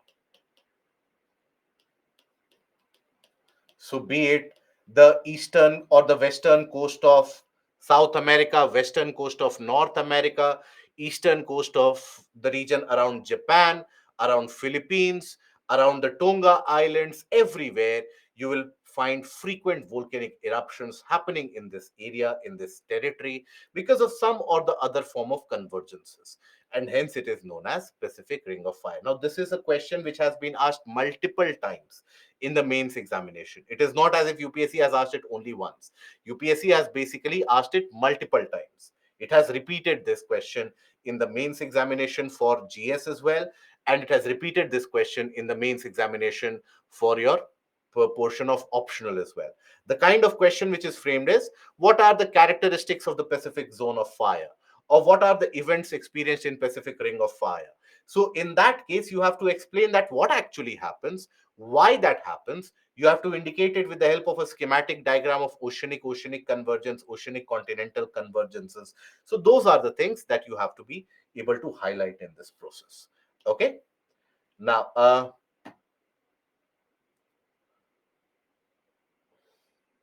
Why earthquakes are prone in Nepal or Joshimath area specifically? Especially. Have patience, my dear friends. Have patience. Some patience is all that I ask out of you. It is not something that I'm asking out of the world. Have some patience. Because if I tell you why it is only concentrated, so first of all, you know that why it is happening in Joshimath. All of us have got such a gross misconception that Joshimath, the subsidence is happening because of earthquake prone areas. That is not the case. Joshimath is a different case altogether, right? Joshimath is happening because the land of Joshimath in itself, that is not something which is a normal land, that is a landslide deposit. So Joshimath has been created, what you see as a Joshimath, at one point of time all the things that comprise was part of the mountain systems. So they basically accumulated in a region, and that is how you had the mound of area, and that is what created Joshimath. Joshimath sits atop that particular unconsolidated deposit where you have sand, soil, the rocks in between. So, if you have sand, on top of that, you have rocks. Now, what will happen if there is excess rainfall? Everything will start collapsing, isn't it? So, that is not an earthquake. That is basically the subsidence of land. Having said that, Joshimath is a region which is very prone to earthquake. But we will talk about that, why Kathmandu experiences earthquake, why, what is the region between the, or what do we understand by the Himalayan frontal fault, what do we understand by the main central thrust. All of that we will talk about it. Have patience. All that I am asking out of you. Okay. So when I talk about it that Himalayas height is increasing, somebody asks me immediately, tell me the reason. Rest of the class will get to know when they have to know. You tell me the reason now why it is happening. Okay. So here also, if you apply your logic, what is the simple thing that I have told you? That very high magnitude of earthquake happens at the zone of subduction. So think about it. Himalayas are formed here. There is a zone of subduction. So high magnitude earthquake. That in itself can be the solution. Now we come to the portion of the formation of Himalayas. How did the formation take place? When did the formation take place? And what were the processes involved in between? So, for that, we come into the portion of Indian plate and its movement. So, long time back, roughly around 200 million years back, roughly around that period of time, and 150 million years back, Indian plate was very much a part of the Gondwana land. And India was still very much attached to the region of Antarctica, and Indian plate was in the region of southern hemisphere, roughly close to around 120 million years back. That is when the Indian plate started its march northwards. It started moving northwards. Now, at that point of time, Madagascar, by the way, was also very much attached with the portion of western boundary of India. Madagascar was very much part of the Indian plate at that point of time. But as and when Indian plate started moving northwards from the region of the South Pole, that is where it encountered various different volcanic eruptions, etc. At this point of time, Madagascar not only separated, Indian plate's movement was amongst the fastest in the world. Indian plate was moving at a tremendous speed of close to around 15 to 20 centimeters per year.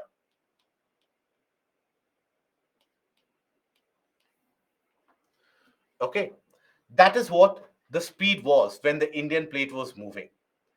And with that particular speed, it started moving northwards. But before it could encounter the region of the Eurasian landmass, before that, it encountered a shallow sea, a sea which was present in between. And there was the presence of the sea that was referred to as the Tethys Sea.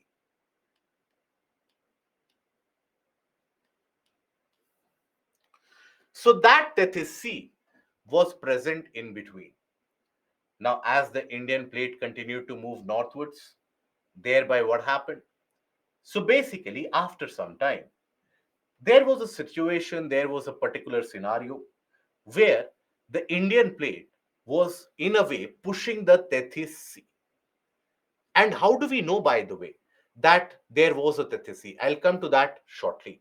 So, as the Indian plate was moving northwards, the Tethys Sea lied in between Indian plate and the Eurasian plate. Now, Indian plate continued its push. Some portion of the Indian plate at that point of time got flooded as well, and there was a creation of a sea in certain areas of what we consider as today's India. For example, the region around Rajasthan, the western part of it, that came underwater. Now, as the plate was moving, the Tethys Sea started subducting underneath the Eurasian plate because it was being pushed by the Indian plate. The Tethyan seafloor started subducting underneath the Eurasian plate, led to some volcanic eruption, some fold mountain across the Eurasian plate as well. But because the rate of movement of Indian plate was so very fast, the Tethys seafloor could not subduct at the same pace. So what happened was something which was very unique. The Indian plate and the Eurasian plate compressed the Tethys Sea in between them.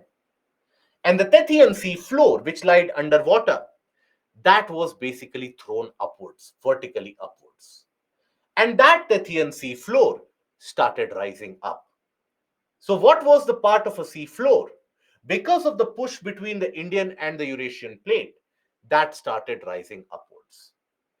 And eventually, the sea disappeared from the region because water had sufficient time, because this takes place over a period of millions of years, so it is a slow process. Water had immense time, enough time to evacuate from the sites.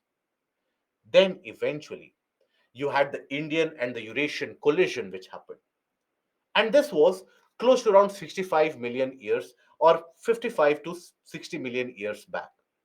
And when that happened, then you had a continental collision. But before that itself, the Tethyan seafloor was already slightly folded.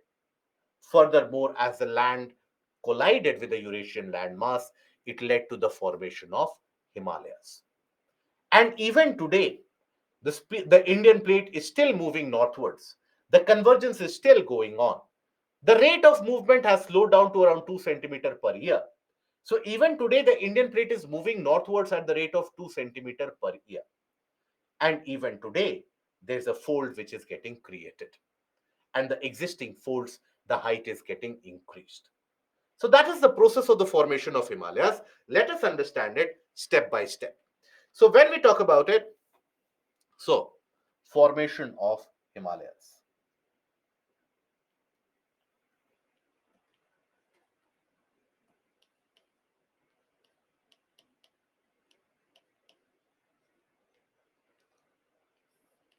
We'll talk about it one step at a time. So the first step that you will observe here,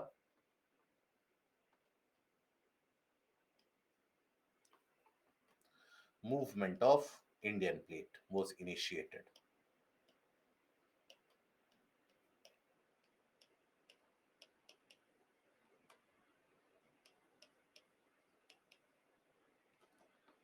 That movement of Indian plate was initially initiated with a great speed.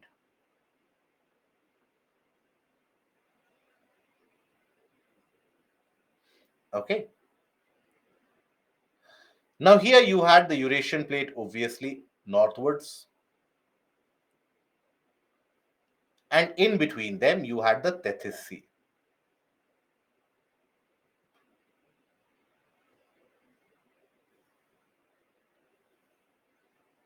So you had the Indian plate,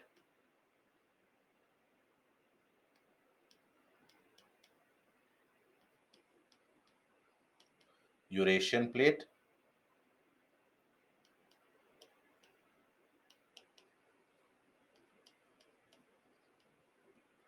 and the Tethys Sea.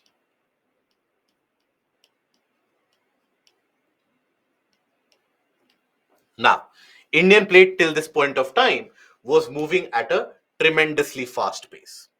Then after that comes the second stage. Now, this is when the Indian plate started pushing the Tethys Sea and the Tethyan Sea floor. Some part of the Tethyan Sea floor underwent subduction underneath the Indian plate, causing their own impact. Some part of it, or greater part of it, underwent subduction underneath the Eurasian plate, because that is where the Indian plate was pushing it into. So, subduction of the Tethyan Sea floor.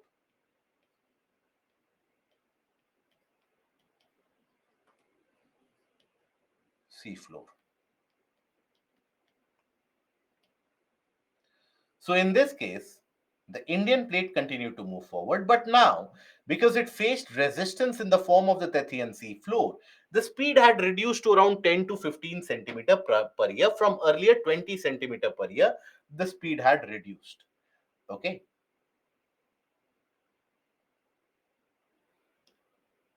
So the Tethyan sea floor underwent subduction, substantial amount of subduction underneath the Eurasian plate, some amount of subduction underneath the Indian plate. Okay, but substantially underneath the Eurasian plate. It would also lead to volcanic eruptions on the side, on both the sides. Some amount of volcanic eruptions did happen, right? But very few. And here you had the Tethys Sea. This is your Indian plate. This is your Eurasian. Is it clear up till now? Up till now, any doubts that you have? Any kind of doubt? Akshay, Ganesh, anyone, any kind of doubt that you have, please let me know. So I assume no doubt up till now.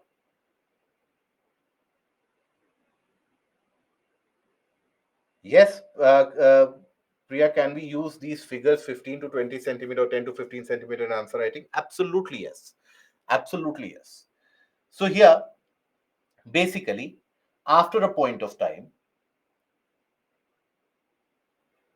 here, you have to understand that the rate of the movement of Indian plate was much faster than the rate at which the Tethyan seafloor could subduct.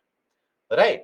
So, if you can think about it, suppose this is one Eurasian plate, this is the Indian plate, and the black portion here represents the Tethyan sea floor. So, if both of them they push really hard and significantly harder, then and the rate of subduction is not fast enough, so what will happen? The sea floor will be pushed upwards. So, that is the third stage, upliftment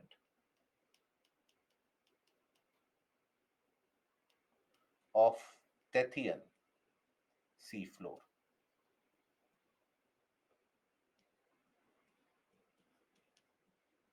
Why did it happen? Because rate of upliftment or rate of movement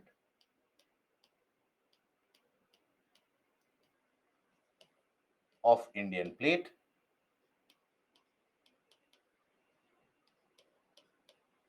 was much faster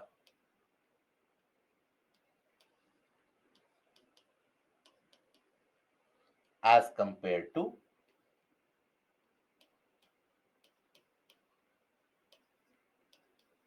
the rate of subduction of the seafloor.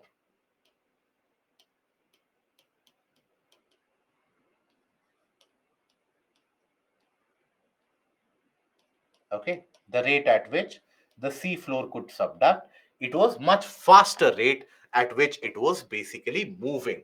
So what it resulted in was that you had the seafloor which basically got uplifted and formed a kind of a fold of sorts between the Indian and the Eurasian land masses.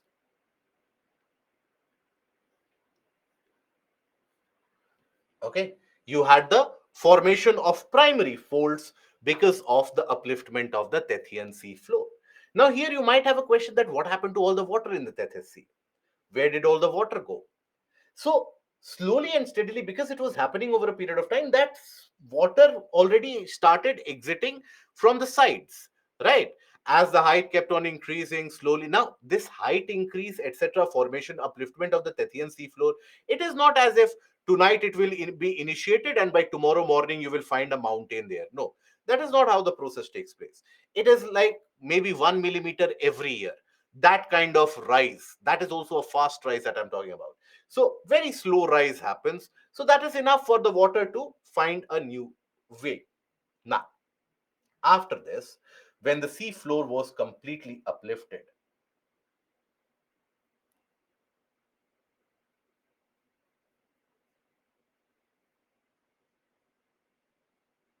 Now, when the sea floor was uplifted, then what we had was a pure continental convergence between the Indian and the Eurasian side. Okay, a complete continental convergence between Indian and the Eurasian. So here you would observe that basically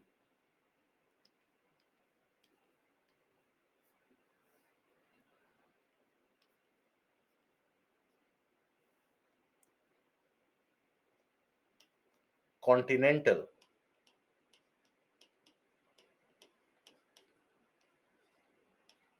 continental convergence.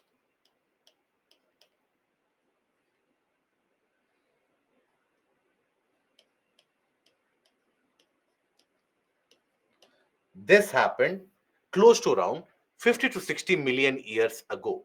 And that is when the fold formation was substantially enhanced. These raised portion of the Tethyan seafloor, they were also taken in the final folds which were created. So here you basically had the fold formation. So that is when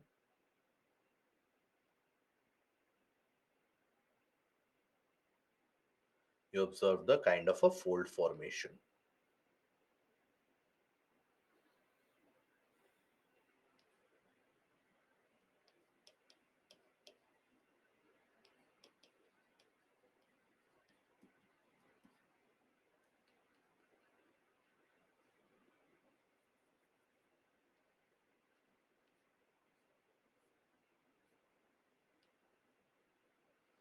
Okay, you have the formation of a fold which does happen, which does take place. Now after this here, basically now you have to use your imagination a bit again. So when we talk about the formation of a fold, now this fold that is created, that would also involve the Tethyan seafloor here. Some part of the Tethyan seafloor would also be consumed in that. Now when we are talking about the formation of fold, we are basically talking about rocky areas getting folded. After all, these are not your paper which is getting folded. This is not your cloth which is getting folded. We are talking about kilometers thick rocks getting folded. Now, rocks, think about it, they are not elastic. They basically, beyond a particular point of time, if you continue to exert the pressure, the rocks will develop a crack. The rocks can break as well very easily. So, here, after some time, as the force continued to increase, basically the rocks experienced deformation, and excessive deformation led to breakage of the rocks, right? So excess compression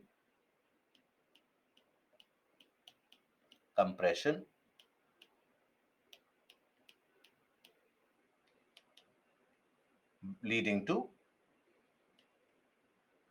creation of cracks.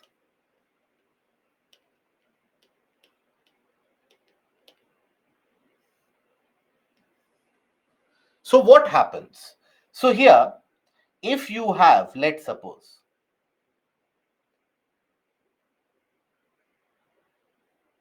this is the mountain. Okay. Now here, as the plates are continuously moving towards each other, what will happen to the fold? The fold will get, if this is the fold, as the plates are moving towards each other, the fold will get narrower, the fold will get taller, isn't it? The fold will get narrower and its height will increase. So the fold, while it was getting taller and narrower, around this portion you had the rocks which could not get deformed anymore, and you had formation of a crack or formation of a fault line as it is referred to. So this was development of a crack. Okay. Now, once that crack got created, that eventually paved way for the new ranges to come up. Creation of other ranges. By the way, this process of formation of a fold in the fourth stage, the fifth stage, development of a crack, this continued for a good period of 20 to 25 million years. which is a very long period of time. So there it continued to happen. So that the height continued to increase. The speed of Indian plate movement already had reduced by this period of time to around 5 centimeter per year. So here, now basically, you had further creation of other ranges. Why? Because now once you have the fold which is created here, right? So what will happen to the portion beyond that? Now that is free to move, that is free to get folded. So that is why the new ranges that you observe, where in the sense, let's suppose this was the fold, here you had another range, and the compression was continuing. So you had a new fold which got created here. The second range of the Himalayas got created. Right. Now, all the meanwhile, as the compression continued, now the height kept on increasing, the older one kept on getting narrower.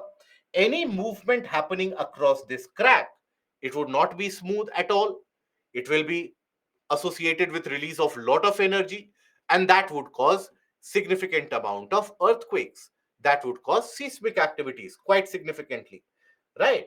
And then when we talk about it, basically after this, again, as this process continued, you had again the similar process where you had basically another crack which developed here before beyond the second range, because that also exceeded the limit of deformation of the rocks. So that is when you had the creation of the shivalics.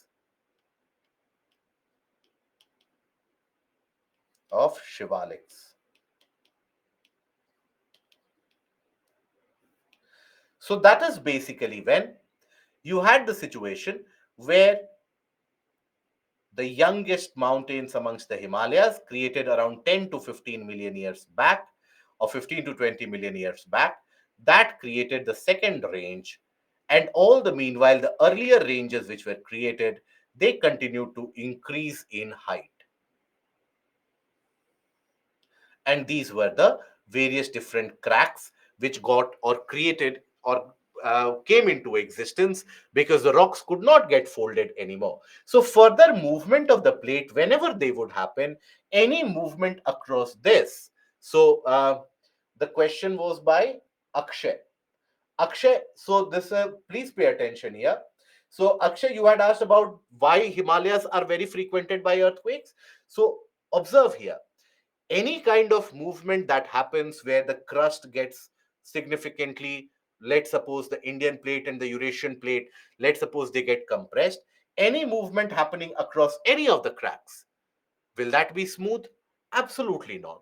That will always release a lot of energy in the process. So these are the zones which become prone, earthquake prone zones. So for example, Kathmandu, the region of Uttarakhand, the region of Himachal Pradesh, many of those areas, there they lie between this crack which is present in between the middle Himalayas and the outer Himalayas, that is the Shivaliks.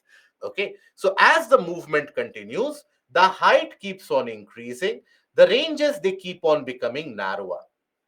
But much more interesting than that is the fact that we have found out, we have discovered that there has been creation of another fault, another crack here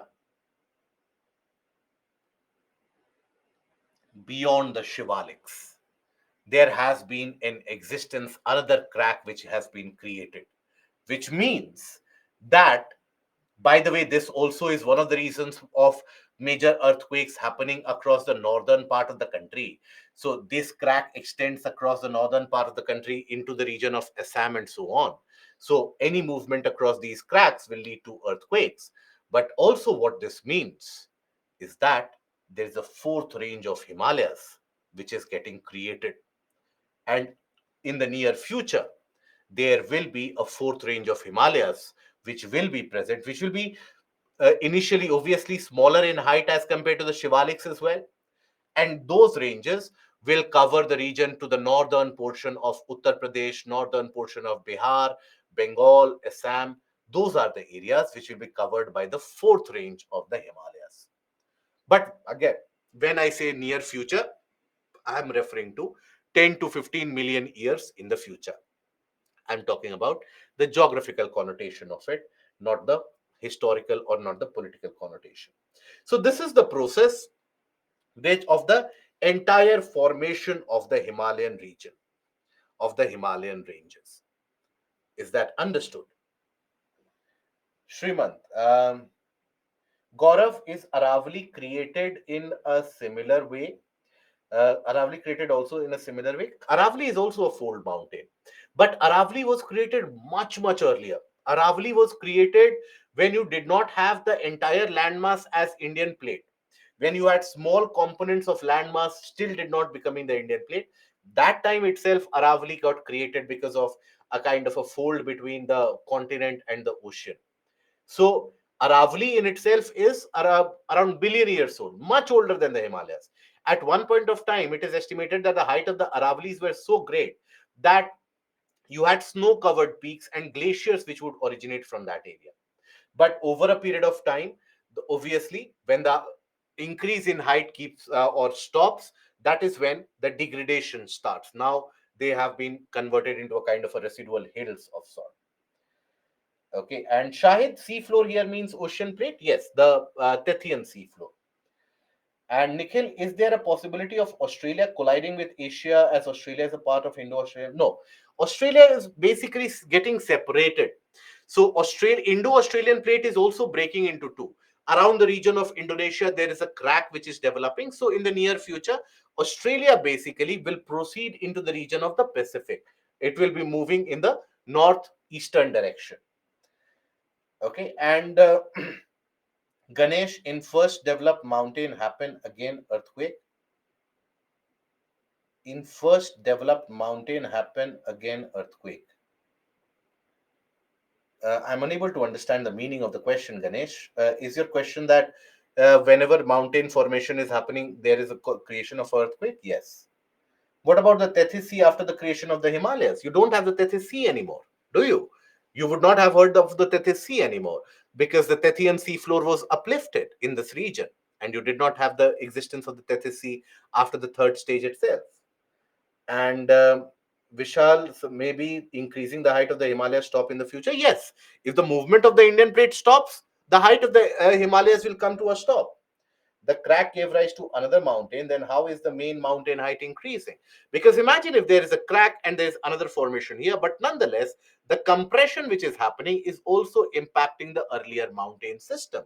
So the entire region is getting compressed. So hence, because the entire region is getting compressed, all the existing mountains, they will increase in height. Sidhu, years taken, basically, it is said that the first upliftment happened around 60 million years back. The first fold got created around 55 to 60 million years ago, and the Shivaliks, they have been created around 10 million years back. So a good period of around 40 to 50 million years. Cracks from Indian plate, um, not from Eurasian plate. Cracks from Indian plates only, not from Eurasian plate due to high speed of Indian plate. Yes, and that has impacted the slope of the Himalayas across the Indian side as well. Yes, we will do that, Shrimant, in the next 5 minutes. In first developed Himalayan mountain happened again. So first Himalayan mountains got created, yes, Ganesh. But as they were getting created, whenever you have a creation of a fold mountain, the land is unstable, and there is some amount of sliding and shifting of the land, and that always ends up creating earthquake. Shiva has said if plate movement continues after 10 or 20 billion years, 20 billion years, the solar system is supposed to be extinct in the next 4 to 5 billion years. In 10 to 20 million years, you will have another fold which is getting created. But it won't be the case that the entire Indian landmass is subsumed by that. No. Okay. So I hope that is clear. Priya, you had okay, so very quickly, I will recap it all. When we talk about the formation of Himalayas, initially you had the movement of the Indian plate away from the region of the Gondwana land, which is happening at a great significant velocity. As it started approaching with that velocity, it started basically pushing the Tethyan sea floor. The Tethyan sea floor carried out the kind of subduction, And due to that subduction, there was the Tethyan seafloor, which underwent subduction, both in the case underneath Eurasian plate, some part underneath the Indian plate as well. And as this subduction continued, there was some amount of volcanic eruption, etc., which was happening. It is estimated that close to around 5,000 square kilometer of Tethyan seafloor underwent subduction underneath the Eurasian plate.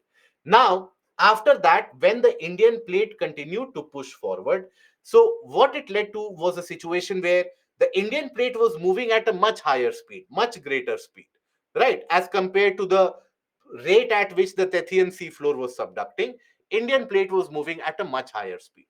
And because of that greater speed, the Tethyan seafloor could not carry out its normal subduction, and the Tethyan seafloor was basically folded and uplifted upwards.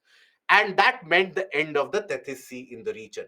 Now, then the Indian and the Eurasian plate continued to move, and as they would continue to move, eventually it was a continental convergence that led to the formation of a fold. But when we are talking about this fold, we are talking about the rocks getting folded. The rocks, they are not so soft that they can continue to get folded without any repercussions. So that is why beyond a particular point, as you deform the rocks beyond a particular point, the rocks tend to break, develop a crack. So as the movement of the Indian plate continued to happen, the excessive compression created the breakage of the rocks, created cracks in the region of deformation, where deformation was very, very high. Now, after that, now this portion could also move with respect to each other. Now, as the Indian plate movement then further continued, it was very much reduced to around 2 to 5 centimeter per year. But nonetheless, as this motion continued, not only did the earlier ranges of the Himalayas, they continued to get narrower and taller, but you had the region creating a newer range beyond this. So a new range, a second range got created. There also, after that compression, beyond a particular point, the rocks could not get deformed anymore. And that is when the rocks again underwent a crack. And that crack, which the rocks indicated, that again basically led to the formation of another range, that is the Shivaliks, while the existing ranges, they continue to get narrower and their height continue to increase. And it is these cracks, around the region of these cracks, where any kind of movement, some kind of movement, always ends up initiating massive earthquakes in these regions. These are created because of the thrust of the Indian plate, because the Indian plate is thrusting forward. And that is why these are also what we refer to as the thrust faults, because faults basically refer to the cracks which get created. Thrust is what creates these thrust faults. So that is why this is the zone which is very frequented by earthquakes. And as the Indian plate still moves with a rate of around 2 centimeter per year, still you will have the height of the Himalayas which continues to increase, and you have these earthquakes which are a common phenomena. And more importantly, there's a creation of another crack beyond the Shivaliks, which indicates that in the near future, there will be creation of another fold in that region beyond the Shivaliks. Okay, right? I hope that is understood. Now, how subduction is different from subsidence. Okay, subsidence is when the land simply collapses. That is subsidence, where the land simply collapses, it goes down. Subduction is when some one portion of land undergoes the or goes underneath the other portion of land. That is subduction. In case of subsidence, it does not happen that the land will undergo or go underneath another parts of land. It simply collapses because maybe of various different reasons. There might be a sinkhole created underneath. There might be the land underneath that simply would give way. So that is subsidence. Okay. I hope that is understood. Subsidence may broke also, but in subduction it will bend. Yes, subsidence generally can be carried out. Again, sometimes it is carried out by the internal heat also. It can lead to subsidence of land. What you observe in the case of the coal mine region near Dhanbad, that is the Jharia region, where you have an underground fire which is raging because the coal The coal deposits have basically caught fire almost 2 decades back. It is still burning. So as the underground region is burning, the above land simply gives way and simply sinks down. That is subsidence.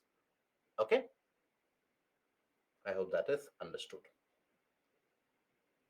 right? So does it mean that after some million years later, the area of India will reduce due to the push? Yes, obviously, obviously so. If the push continues. So now we take a break, the snacks break, and we'll be back at around 5:40. Okay, so we'll be back at 5:40, and then we will continue.